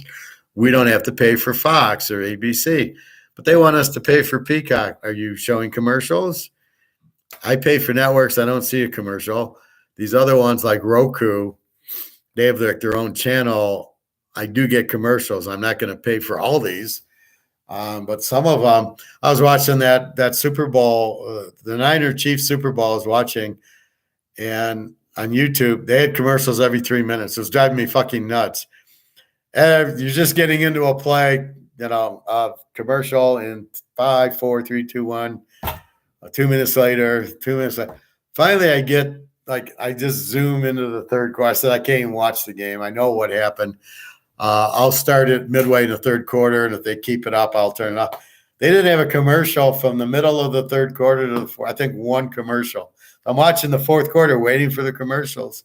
I didn't see any. So it was kind of weird. They must have front loaded them, and then so I can watch that, but I was getting to the point where it's not worth it to watch it. And again, they're trying to get you to buy YouTube at $13 a month so you don't have commercials. So we'll put all these commercials in so you buy it. I'm like, fuck you. I ain't buying it because to not get commercials. I'm buying it because it's something good. But like Netflix, I watch Money Heist. That's why I keep it. If they didn't have Money Heist in it anymore, I would not keep Netflix. Because it's the only place the show's on. It's not even on YouTube. They have little 2-minute trailers, but it's really intense. But and I like it because the professor's so intelligent. He's a chess player with all the counter moves. That's what you want in a robbery, right? You walk out the door and nobody's shooting at you. That's the genius of it. So that's why I like Money Heist and shows like that. I like smart shows. Some of this stuff is like, how the fuck do you watch this stuff? It's such crap. Bobby likes the NBA playoffs. Yeah, we'll bet on that. I'll have picks on that, Bobby. I'll make you money. Normally, it's bet the loser back on an even series. So when 2 plays 3 and the 2 good teams, whoever wins game 1, you bet the loser back in game 2 and go all the way through the series, because there's something about the team that loses is much more motivated than the team that wins. I know I was thinking about, so I was watching Lord of the Rings, and there's always evil, right? They get rid of more of Melkor, who was the angel, the bad angel, and then they put him away, and then Sauron comes, and then but there's always the evil. It's good for a while, and then there's evil. It's just the way life is, and you can see it now. I think I said this yesterday, the day before, where we come out with all this gold, and then eventually all the dragons come, which are the liberals and the communists, socialists, and they come to take your gold. So we figured out gold's good, but it can never be sitting there where the dragons come, they're too attracted to it, and they want to steal it. And that's what they do. They go into the government, and they start taxing you, and you get a JP Morgan printing it. They get off of gold. So that's really what happens. So that's why you always have the evil. Putin and Hitler and Stalin. It's just, you can't get away from it because of the greed, because of the money made by the smart people. So we make the money and get number 1, and then they inflate it and steal the gold, and then they go down. Spain, France, England, Amsterdam, and our favorite, the Roman empires. It's all the same, right? Eventually, you're very good, you're very strong, and then there's the corruption, and you print it out, and then it's inflated, and bye-bye dynasty.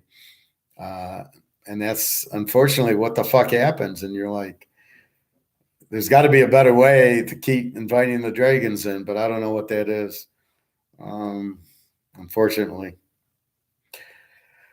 So it's 4 o'clock. I think I'm off to the pool, have a little dinner. I don't know what I'm eating. Anyway, I got chicken to cook, but I'll cook that tonight. I like cooking that at 9 o'clock and not eating it. That's just something to cook. But I think I have eggs. I ate my Chinese a little earlier. So that's the way life works. There's always evil who are lazy, who want to cheat and have no morals, want to be communists. I mean, so please be aware. You really want to be around people that tell you the truth, even if you don't want to hear it, versus people that tell you what you want to hear. I think if we all do that, we're way, way better off by being with people who are honest with us, but who like us. You don't want to be honest people who don't like you. You're fat and ugly, so I don't want to be around you. But I do want people that are honest. So at least you know what you're talking about. Then it becomes the interest. If it's a woman, is she pretty enough, and is she nice enough, and all the other stuff that goes along with it. Or if it's just football talk or poker talk or whatever it is, gold talk. So you want to have things in common, but you want people that are honest. and will tell you exactly what you want to, exactly the truth, not what you want to hear. So if you're around people that tell you what you want to hear, they're called yes men or whatever. Just run fast. And if they tell you to buy gold, you got to listen to them, even though it might be you're wrong because you didn't buy gold and you were told not to, and you listen to them, and then somebody says buy gold. You've got to admit you're wrong, and that's probably, Bobby, your family. You're buying silver, and they're not, and they're ignoring the fact that you're buying the silver. Probably has to do with them admitting they're wrong. Shit, I'm wrong. I didn't know to buy silver. I'm wrong. I didn't know not to eat sugar and not to eat carbs. But people are very hard at admitting they're wrong. That's, I think, another big factor we have in trying to help people. Don't forget to tell the people at the pool about buying gold and silver. Did you see the other video where I was talking to a communist? The guy tells me he's a communist, and that it's the capitalist's fault that America's falling apart. And I'm listening in horror to a guy who's admitting he's a communist. So next time I see him, I'm just going to call him Joe Stalin. I'm gonna, hey Joe, how you doing? My name's not Joe. Yeah, you're Joe Stalin. You're a communist. But he tried to get me off subject on these other things that are meaningless. So and I tried to tell him I only care about the economics. There's no competition and no substitution. The government tells you what to do. But as I tried telling him that, he wouldn't listen. It was one of these liberals that you can tell him the sky's blue and he's going to tell you the sky's green. So that's kind of what I did with the guy. But somebody like volunteers that they're communist. Not like I said, are you communist? He said, I'm a communist. I read Karl Marx. And I was like, okay, I think I gotta stop talking to you now. My wife's calling me. I mean, and I'm not even married. It's like, are you kidding me? You're admitting this? You're like proud that you're a communist. You're proud Stalin killed millions of people in the war as a communist. Are you out of here? Even Hitler didn't like communism. That shows you how bad it is. Oh my God. So yeah, just it's crazy. Bobby, have you seen the guy again who laughed and said, "Have fun with your gold and silver"? Not the communist. I don't think so. I don't think I can even remember him. One thing us IMJFs do, or what are we, INFJs? I don't even know what I am. When you go into our doghouse, you're done. We just close the door, and I never saw you before. That's how we are for some reason. So we're like, we don't stand for this shit. You bullshit us, we say fuck you, and we don't have time for you to bullshit us. So I don't think so, Bobby. Was that at the pool? Again, I don't remember. Did he say have fun with your gold and silver? I don't remember. Anyway, there's so many people. I know who you're talking about. No, I haven't seen him. No, not since the day. Now I normally see the communist a couple of times a week. He comes at the same time, but I didn't see him this week. I think I talked to him Saturday. He wasn't there yesterday. I'll probably see him tonight, but I'm just gonna, I'll call him Joe Stalin, which is really, I'm being serious to him, and I'm kind of putting him down. Like, how the fuck can you like communism? Who would like communism? And I'm like, go live in Russia if you like communism. Go to China. Go to Russia. Why are you living here if you like communism when we're not a communist country? And why would you like what possible way would you want to like communism? What do you think it is? They started bitching about, well, the rich, how it's rich versus poor, and the rich people that run the companies, the Bill Gateses, are ruining the country, and they don't care if the employees make any money. And I'm like, That's not how it works. Like, how do I talk to you? You're so clueless. It's impossible to have a conversation.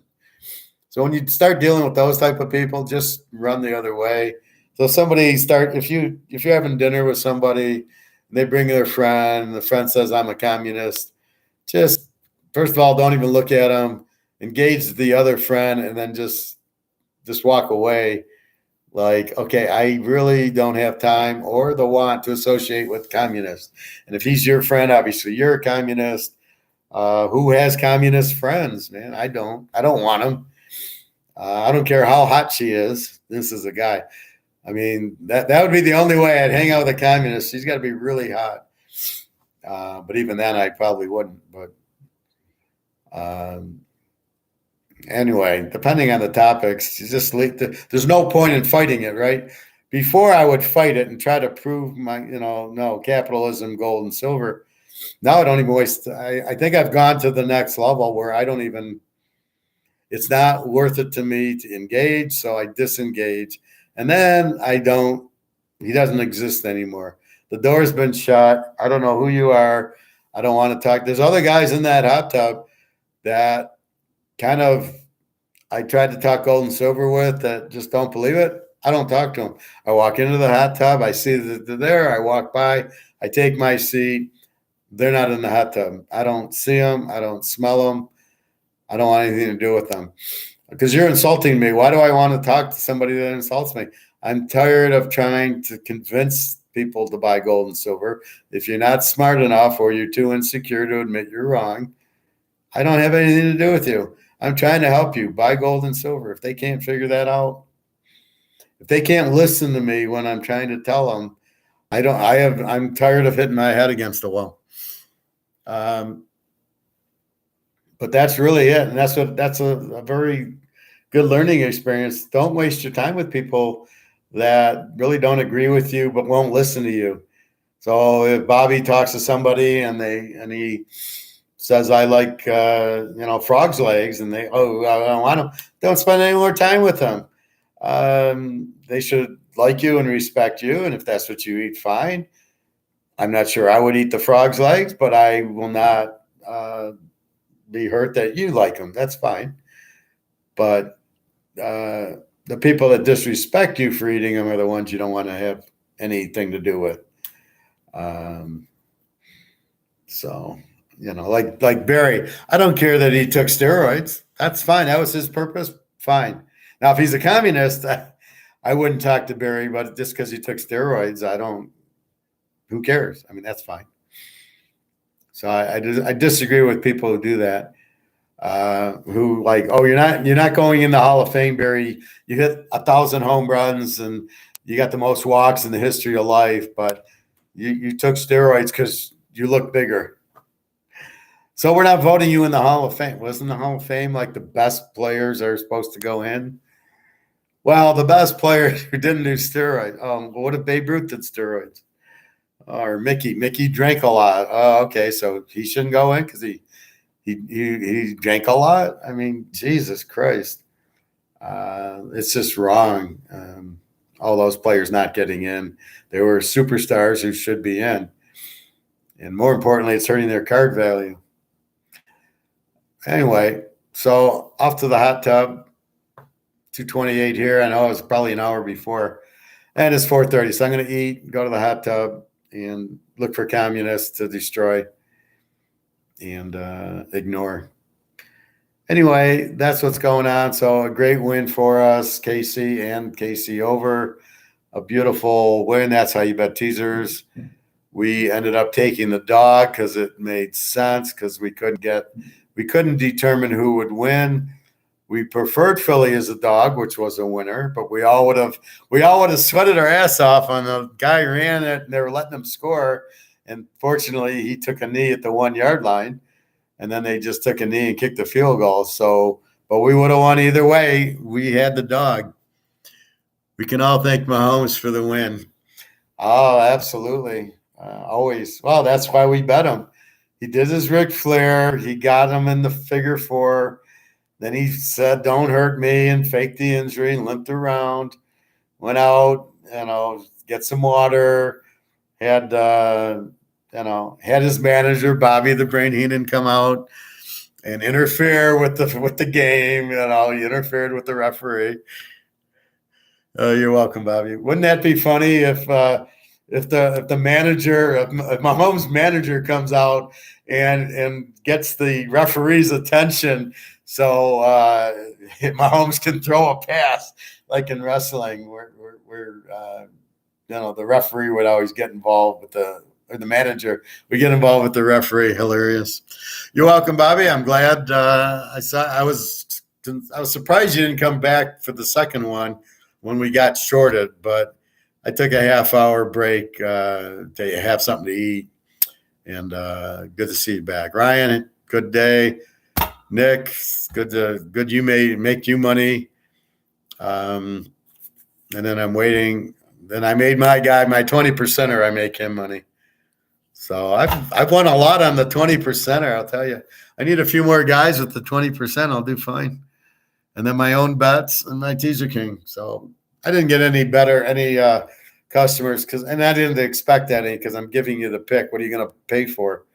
But I had, like, Nick was a whole season. He buys the whole season. He's smart enough, and you get a good price break.